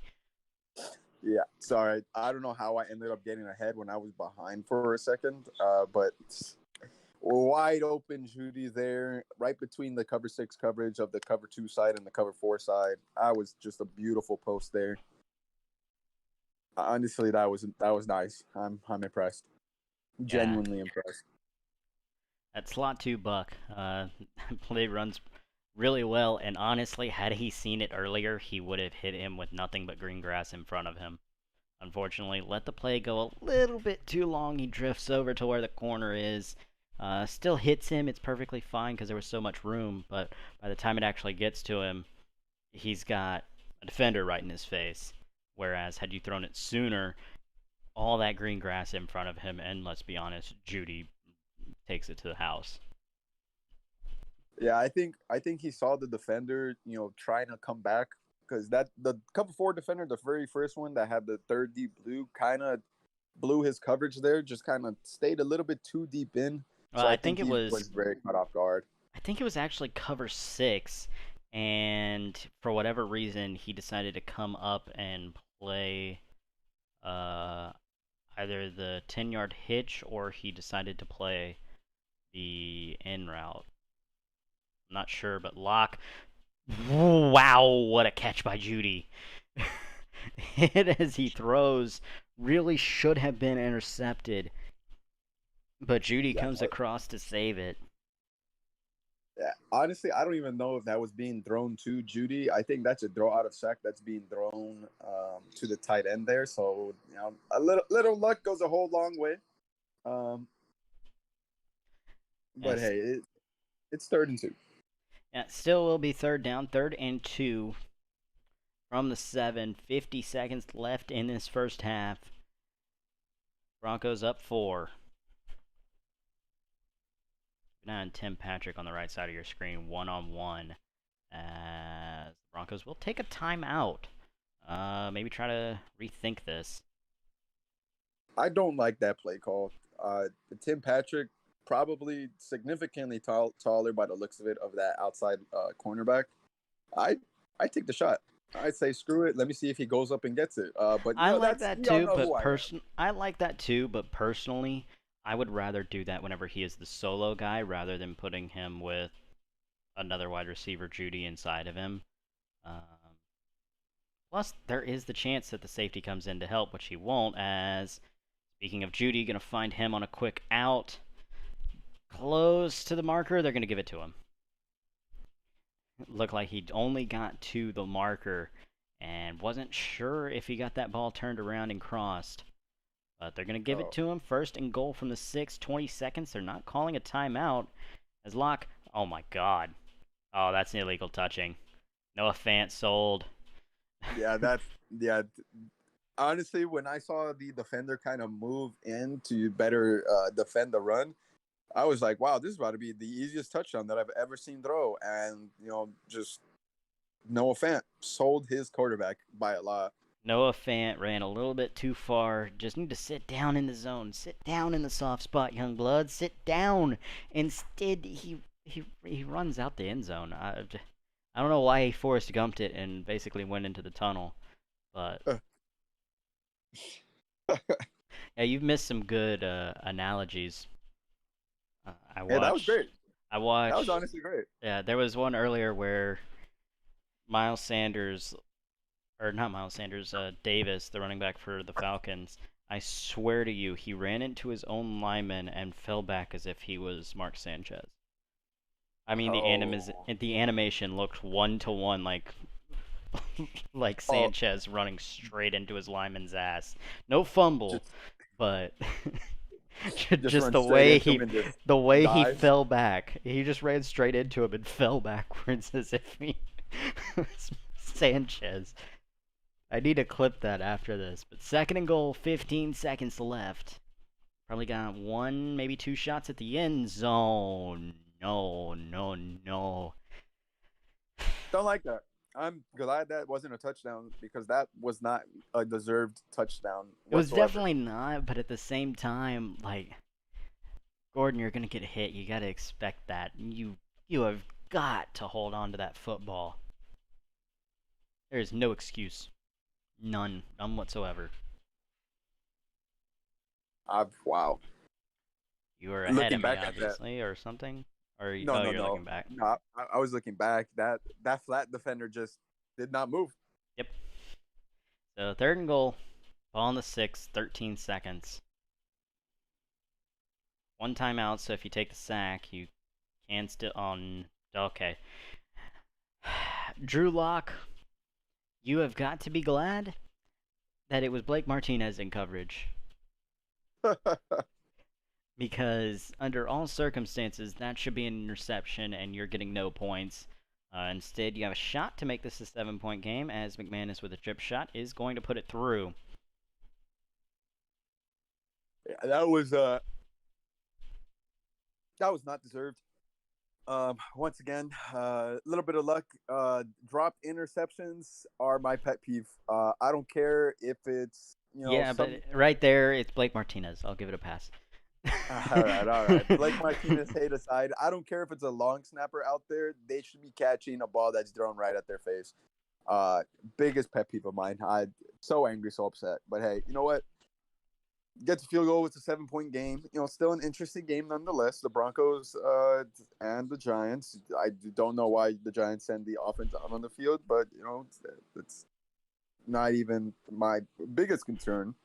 Yeah, might as well take the knee, but they are going to hand it to not even Saquon. It's going to be Booker, who at least gets some yards. Hey, that's something to take into the tunnel and be like, I got a 10-yard carry. Let's go. We got them where we want them, boys. You definitely don't, but no, I can appreciate some momentum shift. I don't know. As really quickly, some info coming out of the trade block. Andy Isabella is moving to Kansas City for a 4th-round pick. So the Cardinals wide receiving core that everyone was raving about, taking some hits, as you already have Christian Kirk gone for a good portion of the year. Now the speedy Andy Isabella goes to an already speed demon of a wide receiving core in Kansas City. I mean, you lose one guy for that Arizona wide receiving core, and it's bad. Yeah, I mean, of course, you have DeAndre Hopkins there. Losing Christian Kirk is a big blow. I'm drawing blanks on who the rest of the wide receiver core is in So Arizona because Andy Isabella would have been a big part of that. So I don't know why they trade him away, but that's their decision to make, of course. So the rest of that wide receiving core, now granted he was the worst overall guy, but still, the rest of that receiving core outside of Nuke Hopkins, you've got AJ Green, a very aging AJ Green. You've got an injured Christian Kirk. You've got Rondale Moore, and you've got Josh Doxson. So I'm not a huge fan of trading the young talent. But I mean, I understand where they're coming from. As, jeez, what? Yeah. I don't know what I just saw either. Bounced 3 feet in the air and Jerry Jeudy with a great save. Okay, Just saving his quarterback. a terrible throw into double coverage. The linebacker undercuts it whenever he had him. The DB lets it go right off his fingertips, and Judy's just like, "I'll take that." Yeah, I can't believe I just witnessed that. This should be a pass. This should be a pass. It's not going to be a pass. It's going to be a run. It's going to be Melvin Gordon. He's off to the races and going to be shoved out of bounds. If that was just about any other running back, that's housed. And what could have been, because, wow, that man had a whole mess of room. Basically, the entire defense was stuck in the box, blitzing off the right side. So I'm honestly just surprised that happened that way. I don't know if I take that angle to go out of bounds like that. I kind of bounce it in maybe, see if I can make one of those defenders either miss or drop to the ground. As Locke underneath will get close to the marker, gets 6 on the little check down. Second and a long 4 now.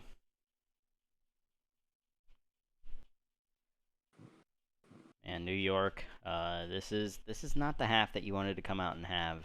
This is not the start to that second half you needed, as we're already going to see a timeout burned on the side of the Giants. Yeah, that's an important timeout. I don't know if you use it this early in the game. It's the very beginning of the third quarter. So, well, if you have to use it, I'm fine with it. You can't take them with you, but I just, I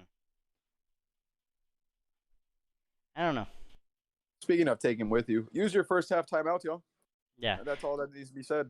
So second and 4, 8:12 left, locked.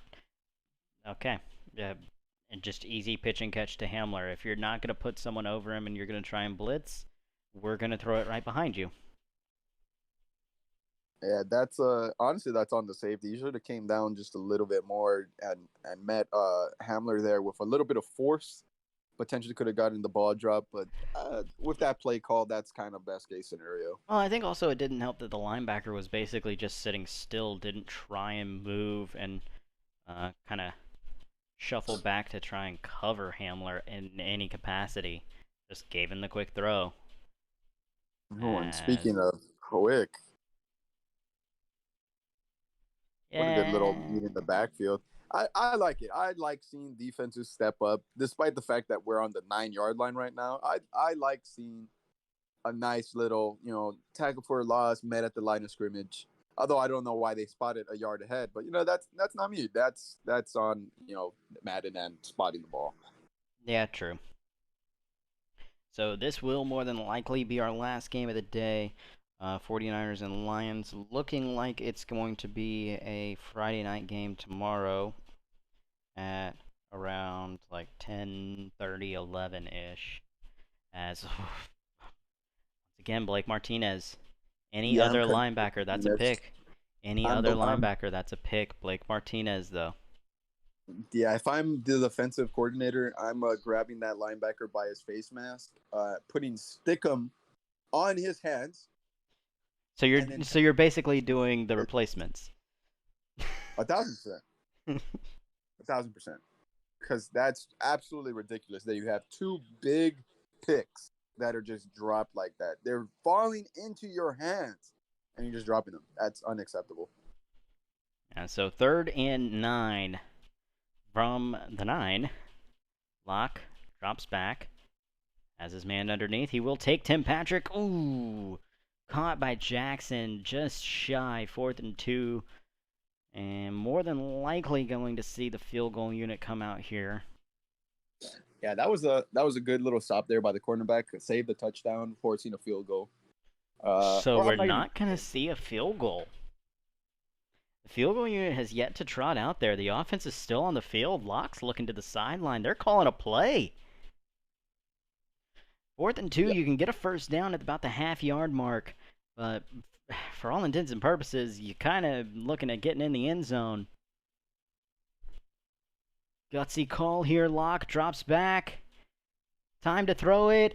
Incomplete, almost intercepted, but right there just focused on breaking it up, and they will do so. So Denver gets to the 2-yard line and gets nothing out of it. And that's a decision right there that if you're the Giants, you're finally taking a quick little breath and easing yourself, but you shouldn't ease yourself at all. You're at the 2-yard line. Get that ball down the field, score that touchdown, and you tied the game. Yep. And you tied the game. Yep, without a doubt. So, for everyone listening that is not in the game chats, as I was saying earlier, the Niners and the Lions are going to be more than likely kicking off around 10:30, 11 Eastern as Barkley breaks free, and he's going to get to about the 24, gain a 22 on that run. Big first down run there. You just got to trust your playmakers, and Saquon Barkley is pretty much one of 2 for the New York Giants offense. Yeah. Great run.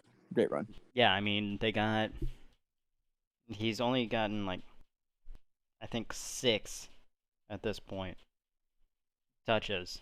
So, need to see Barkley touch the ball more.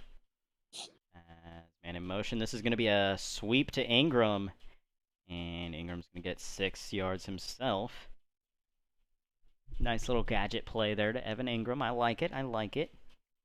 You know, involving the best players on your offense. I mean, I still like giving my ball to Saquon Barkley to run it just a little bit more. But you know what? 6 yards, can't complain. Yeah, but like you said, 6 yards cannot complain as Daniel Jones comes out 5 wide. Also, speaking in other positions, the Raiders and the Ravens looking like a Saturday kickoff, no time set there.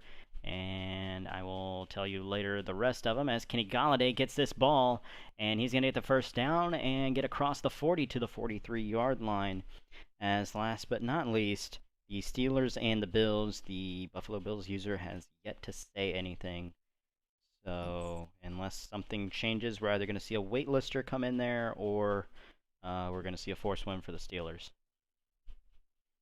Yeah, I mean, as if Tyler needed an easier start to the year.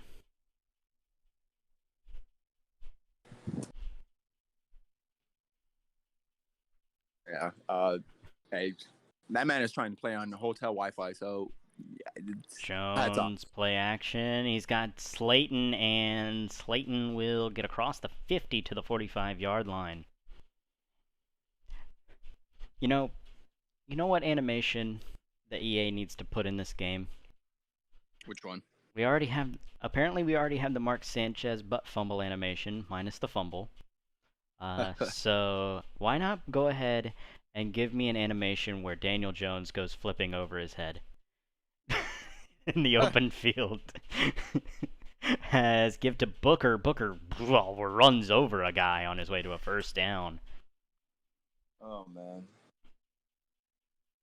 Honestly, I think people would actually break their consoles if they're running free with their quarterback, 70 yards down the field. All nobody around, then they just fall. All right, give me the quarterback is he's gassed and you're still trying to put on the Jets and sprint. His sprint's all the way gone. If that happens, that makes sense. He's got a man. He's got a man wide open, looking to the end zone. That's gonna be Golladay, and he scores into the end zone. Kenny Golladay from, I believe that was 36 yards out. into the end zone, and New York is just an extra point away from tying this. And That was an absolute dot. yeah. Absolute Danny Dimes. Now, Kenny Galladay could not have gotten any more wide open. I mean, if he tried, like, the only way he could have gotten more wide open was be Judy from earlier in the game. Because that is true. He was very, very open, which always helps. You know, the crazy thing is, I think that was Justin Simmons on the coverage there. Yeah, number 31, I think that was. Why do you put Simmons on Galladay? Why do you? I mean, Justin Simmons is a free safety I'm thinking about for the Denver Broncos, who is, you know, like a very good safety, correct? He's the one that gave me nightmares when I used to run with the Raiders. He's a demon. Right, Simmons is a very good safety, yes. Galladay's a very good and a very fast receiver. I just don't like putting your safety on basically their best receiver. It'd be like, let's put Jamal oh my God, Hamler. Hamler's there. He's got him. For some reason, KJ Hamler's on a linebacker. So just when things look like they might be turning for New York, they put a linebacker on KJ Hamler with zero safety help. Guess the linebacker as well. It's your favorite. Yeah. Not only do you put a linebacker on KJ Hamler, you put Blake Martinez on KJ Hamler.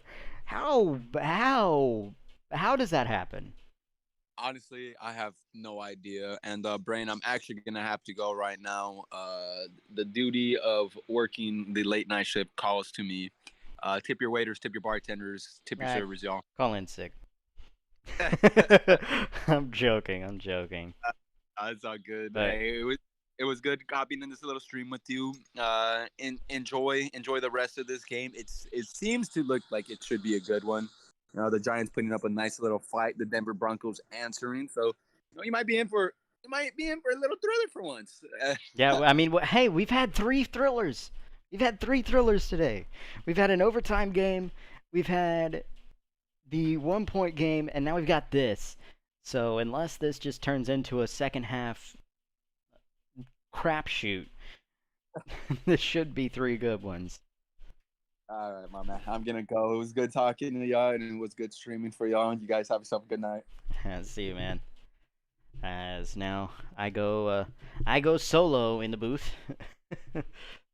So 1st and 10 at the 19 because Pettis decided to not let it go and run it back. As Jones drops back, plenty of time, looking deep, and throws it straight at Kareem Jackson. I get it that Evan Ingram looked like he was open. But that's a very...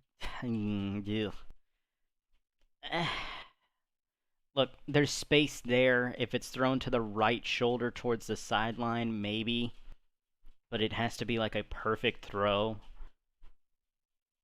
But Kareem Jackson is really right there. He's only about 5 yards off to the middle, giving him plenty of time as Gordon dropped by the worst starting linebacker in the league, Blake Martinez. Trying to make up for giving up a huge play to KJ Hamler, he will go down and make a 3-yard tackle.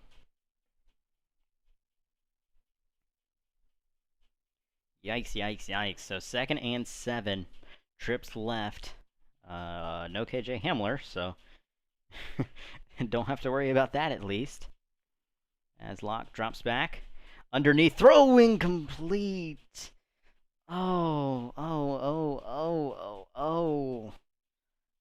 Corner just not coming down with it. Gotta make that catch, man. You've got to.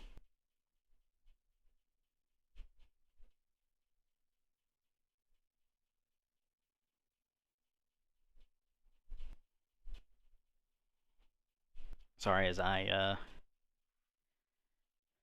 type in Discord. So 3rd and 7, 7-point lead for Denver. Should be 10, but they decided not to kick a field goal.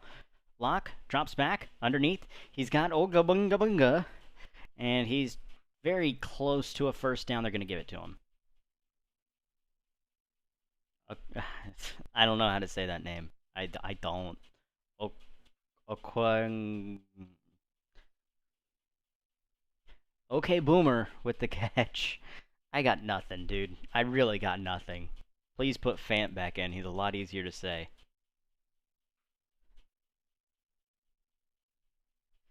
So Locke, first down, run to Juwan Williams.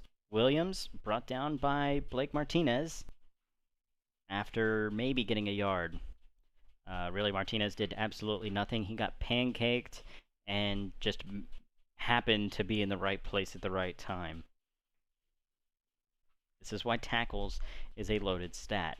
That means absolutely nothing. Change my mind.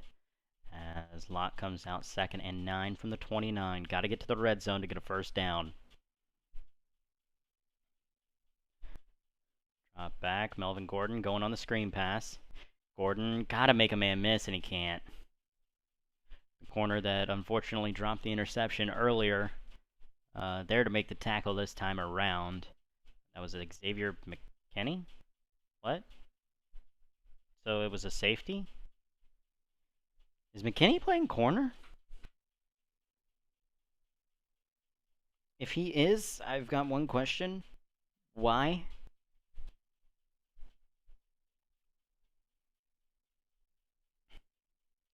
I don't know if he's there IRL or not, but he definitely should not be playing corner. If he is. As Locke. Terrible throw! Intercepted! It's by Jackson this time! Went through the hands of the safety, but Jackson comes down with it. Adoree Jackson, interception. That's Locke's 3rd pick of the game. Unfortunate turn of events. Don't know what Locke thought he saw. But it wasn't there. No, Xavier McKinney is a safety. I don't know why he was in that position. If he's a corner, we have a problem, as Saquon Barkley shrugs a man off, but only gets about 3 out of it. Not sure why Saquon has only carried the ball 7 times thus far. I think they've run it a total of 9 times through 3 quarters. Also known as not good. Not what you want to do when you have Saquon Barkley in the backfield. So, 4's up, 4th quarter. New York down 7. 2nd and 9 from their own 16.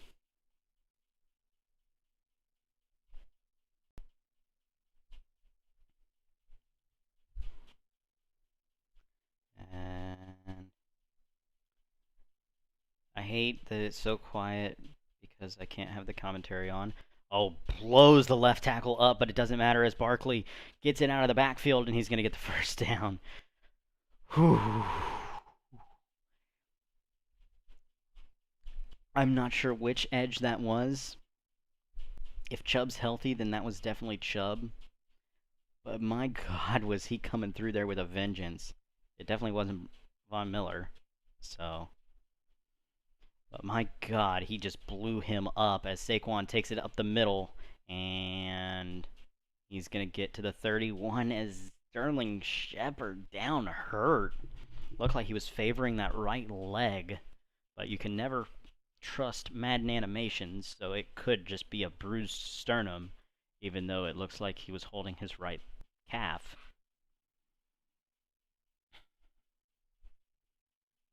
But now 2nd and 3 from your own 31. Plenty of time left on the clock. 2 tight ends on the field.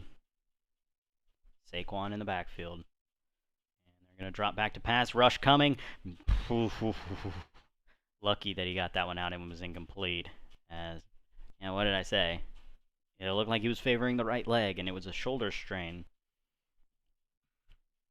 Shepard should be okay, but... Man, that blitz was coming in a hurry, and just nobody was really ready. Denver defensive lineman, if he doesn't dive and catch nothing but air, maybe they get Daniel Jones in the grasp and get a sack. Nothing going for him there, and it's going to bring up 3rd and 3. Motion here. Jones gives to Slayton. Slayton's going to have the first down and a lot more as he gets across the 40 to the 42. I believe that was close to a 10-yard gain there.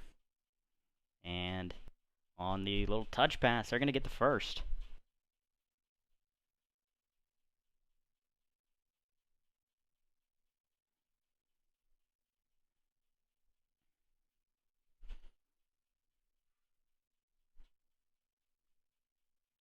So 1st and 10. Booker checks into the backfield. He's going to get just shy of the 50 on a run of 8 yards. Or run of 7 yards.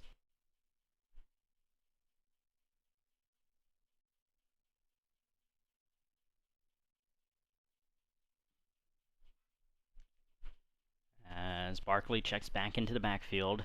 2nd and 3 from just shy of midfield.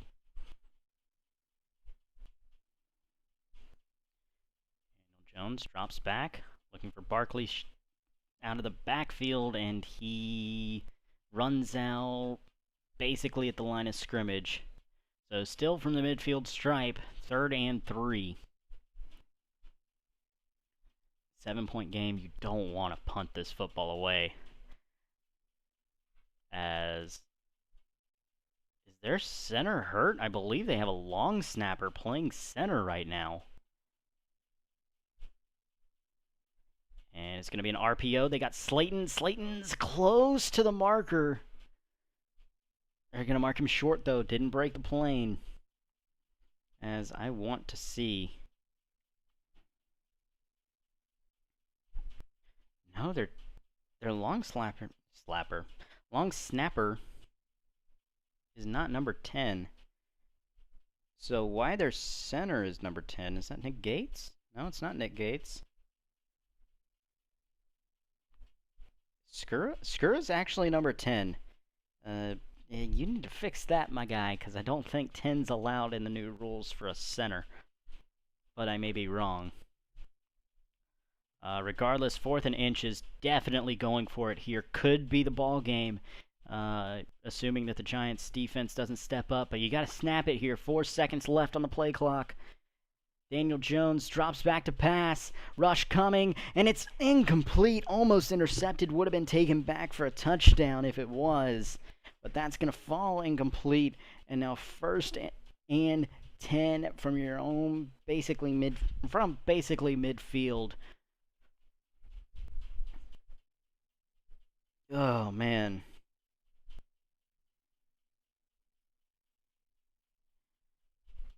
Horrible turn of events there. If you're New York, you get all that way to do basically nothing. Did all that on the goal line, get the interception, and you've turned it into really nothing.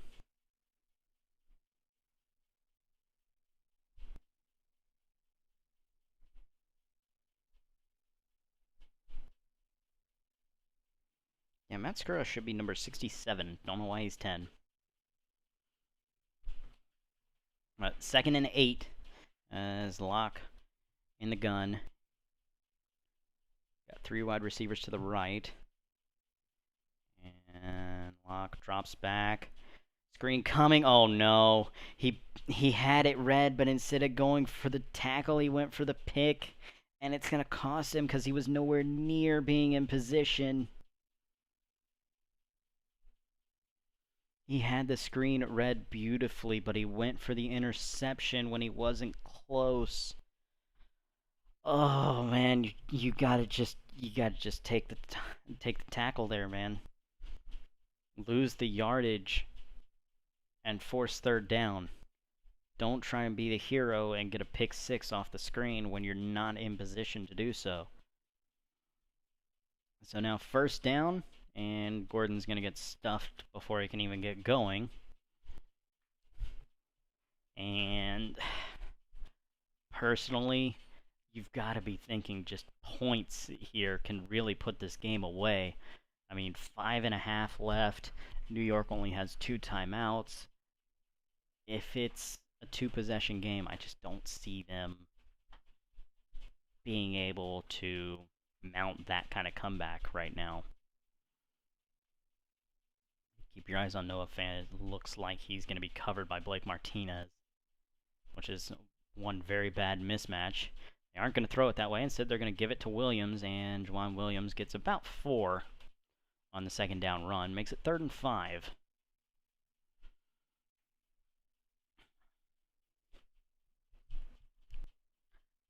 So 3rd and a long 5 from the red zone.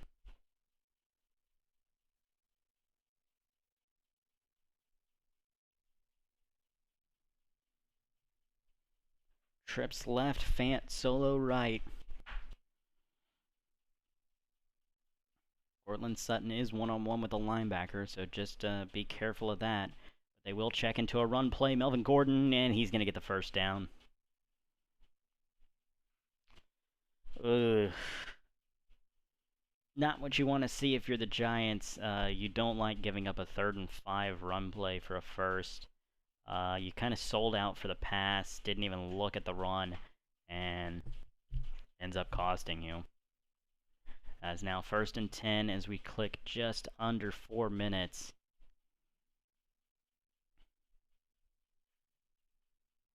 And Locke hands to Melvin Gordon. Gordon gonna get face masked. It's gonna be Jabril Peppers coming in there and ripping the face mask.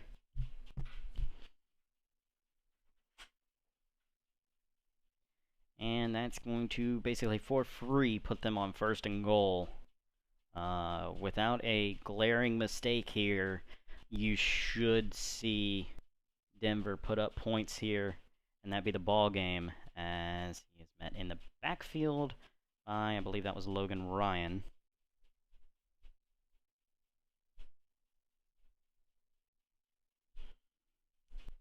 So 2nd and goal from the 2.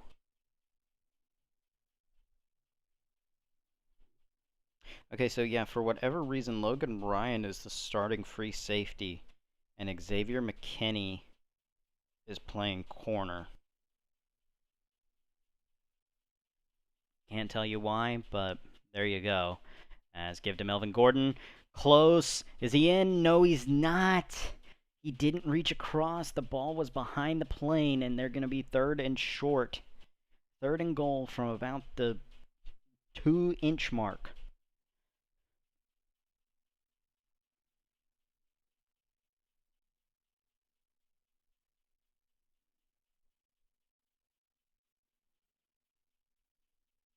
This is a big 3rd and goal play here. 2 tight ends on the field, but they're going to be in the gun. Melvin Gordon in the backfield. And they will give to Gordon, and Gordon is stopped! Gordon stopped, but you got to kick the field goal here. With 2.5 left, there is no reason to go for this on 4th down. They're going to go for it. They're going to go for it. Please kick the field goal.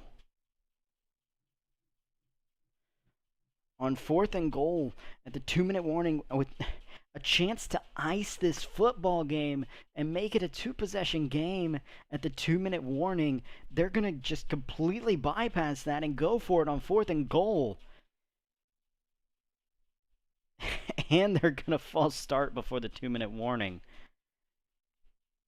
I don't know why you try and draw them off sides. What, to gain about 1/4 of an inch? There's no point. You're not going to get a first down. So they are going to end up settling for the field goal, make it a 10, or not a 10. Well, yeah, it is a 10-point game. Sorry. So Giants down 10, 2 minutes left. Really should ice this one right here, barring some near-on miracle play by the Giants.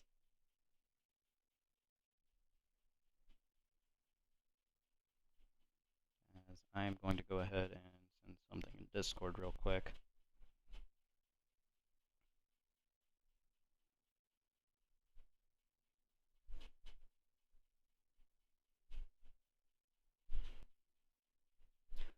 So 5 wide here for the Giants. Daniel Jones all alone, drops back. He's got Evan Ingram. He's got Evan Ingram over the middle. He's got no one around him. He's going to go. Just like that, it's a 3-point game. Jesus! What was that defense? It was cover 4. They called cover 4 and nobody covered Ingram. Oh, a disaster. And now this will make it a 3-point game. I don't know why Evan Ingram was so wide open. Nobody even bothered to look at him. And with that, it's a 3-point game, a minute 50. Don't know if they're going to kick it deep and try and play time or if they're going to go for the onside.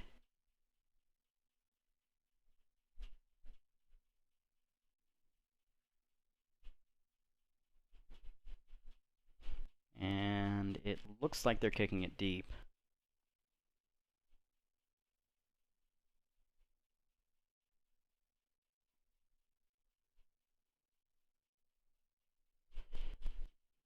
And they will kick it deep. And Hamler going to just call for the fair catch. Don't run the risk of fumbling it on the return. That's Javonte Williams, not Juwan Williams. Thanks, Kangle. I would have just been saying Williams this whole time.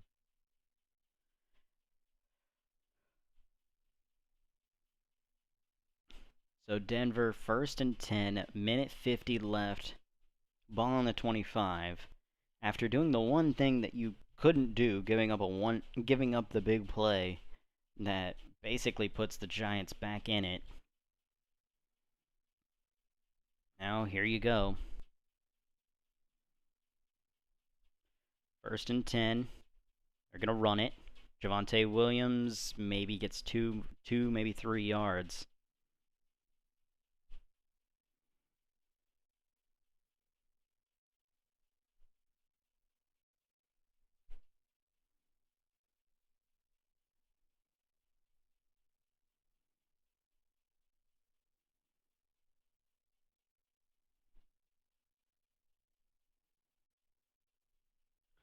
So 2nd and 6.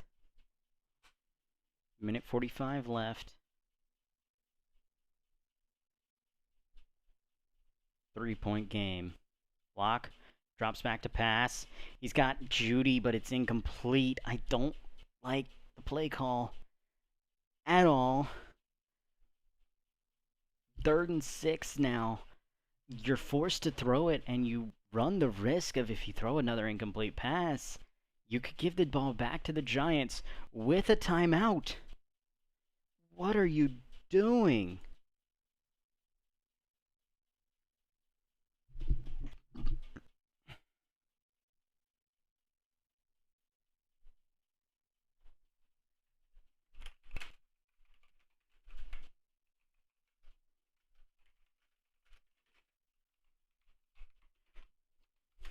So lock, and he's going to take a sack, so they will have to take the timeout.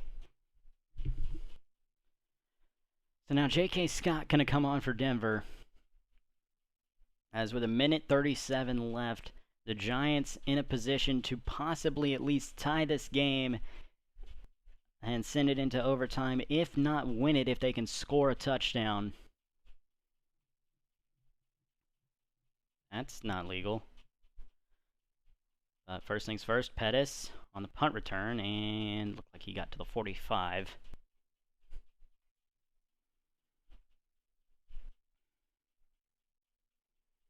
So 1st and 10. On the 45. You need probably 2 first downs to get into field goal range and send this to overtime. The Giants just blew their last time out.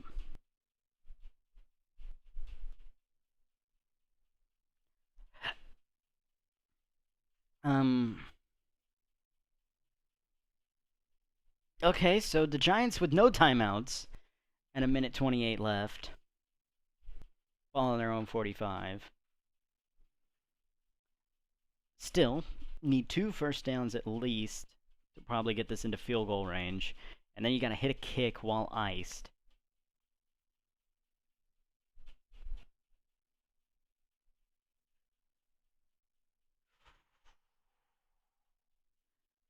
There's a big drive as Daniel Jones comes out onto the field. Booker in the backfield. Jones drops back. Got a man. He's deep. Booker missed. Booker didn't go for it. Booker had a touchdown and he just let it drop in front of him. Oh, Saquon Barkley makes that catch. Oh, what a mistake. They completely missed the running back coming out of the backfield. And Danny Dimes throws a perfect ball to to make him pay for it, and Booker's just not looking for it. Oh, what a disaster. So 2nd and 10, minute 24 left. Jones drops back. He's got Ingram. He's up inside the 30, and he's at the 27-yard line with a minute 18 left. So you're in field goal range now, maybe getting into touchdown range. And they will hand it off to Saquon. Saquon makes one guy miss, shrugs off a second tackle, and he's got 9 yards. And they're going to spike it with 39 seconds left on the clock. 3rd and 1.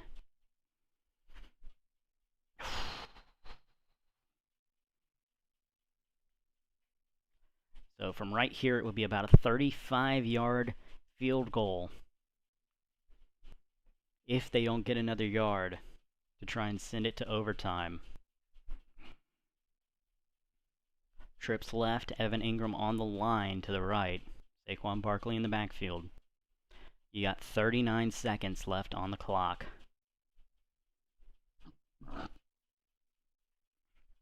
Jones hands off to Barkley. Barkley makes one guy miss, and he's inside the 10 to the 9, and they're going to save a timeout. Bradley Chubb down hurt. So time called by Denver with 34 seconds left, and as Bradley Chubb's slow to get up. So ball on the 9, 1st and goal. You're thinking worst case scenario, you're probably going to overtime here. But you don't want to do that. You want to send this game. You want to send your fans home early. Or not early, but you want to send your fans home right now. Don't want to give them an extra quarter of football. And you want to send them home happy as Danny Dimes drops back. He's got his running back! Saquon Barkley, he's in! With 30 seconds left, Saquon Barkley and the New York Giants are going to take the lead. Oh no, the Denver Broncos have just blown this game. The Denver Broncos get stood up on the goal line, make nothing out of it, and then turn around and get... Oh, on top of that, Bradley Chubb goes down with a high ankle sprain. But...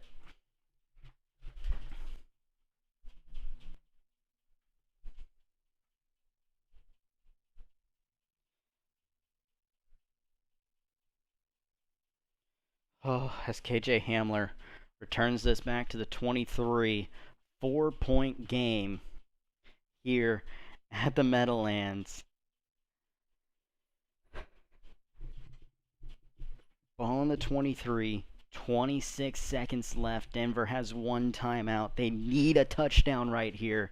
No matter what, if you're the Giants, just don't let anything get deep. Give them the underneath stuff. Force them to throw a Hail Mary.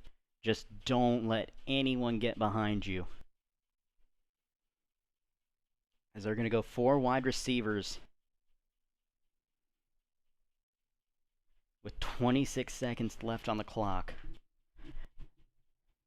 They get the play call with just 10 seconds left.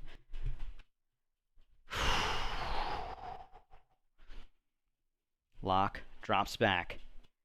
Over the middle, incomplete, looking for Hamler. So now 22 seconds left.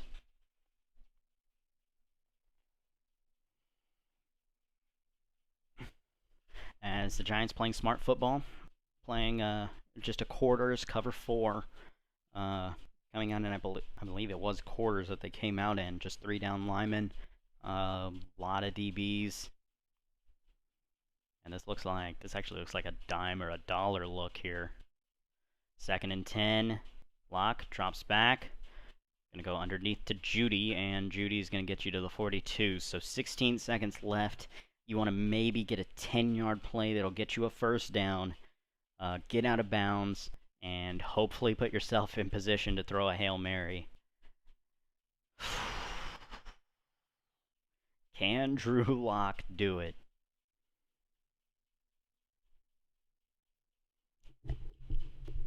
My goodness, what a slate of 3 games we've had thus far.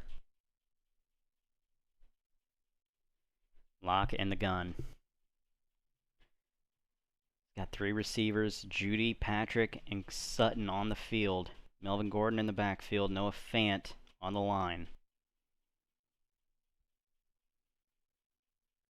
Drop back. He might have Noah Fant. Oh, he's going to throw it away. That's going to be a 10-second runoff, I believe. No, it's not. It's just going to be loss of down from where he's at because he did not get out of the pocket. So back yourself up to the 30, and now you really need a play that'll just get you out of bounds, and get you about 10, 15 yards, and put you in position to throw a Hail Mary because you don't have that right now. Time is not on your side. Time is not your friend. As throws into double coverage, and it is intercepted, and that's going to end it. The New York Football Giants have beaten the Denver Broncos in improbable fashion. Not a great pass by Drew Lock, and honestly, if he looks to the left, it looked like he had Judy in a much more favorable position running the same route. It was just a smash concept running both sides. But my goodness. Again, what a slate of 3 games. As the 3 NFC East teams come away with 3 victories. I think just about everyone here, if you told them that, they wouldn't have believed you. I really don't. But for everyone that showed up, thank you so much. If you enjoyed this, if you think there's anything that we could have done to make it a little bit better, please let me know. We are open to that kind of criticism because I want to make this the best experience we can. But I really enjoyed doing the multicast and getting a bunch of extra good games that people more than likely would not have seen had we only done Game of the Week. But thank you guys for tuning in. We will see y'all next time. More than likely Saturday night, Sunday afternoon, whenever we advance to week 2. Thank y'all for tuning in, and we will catch y'all later.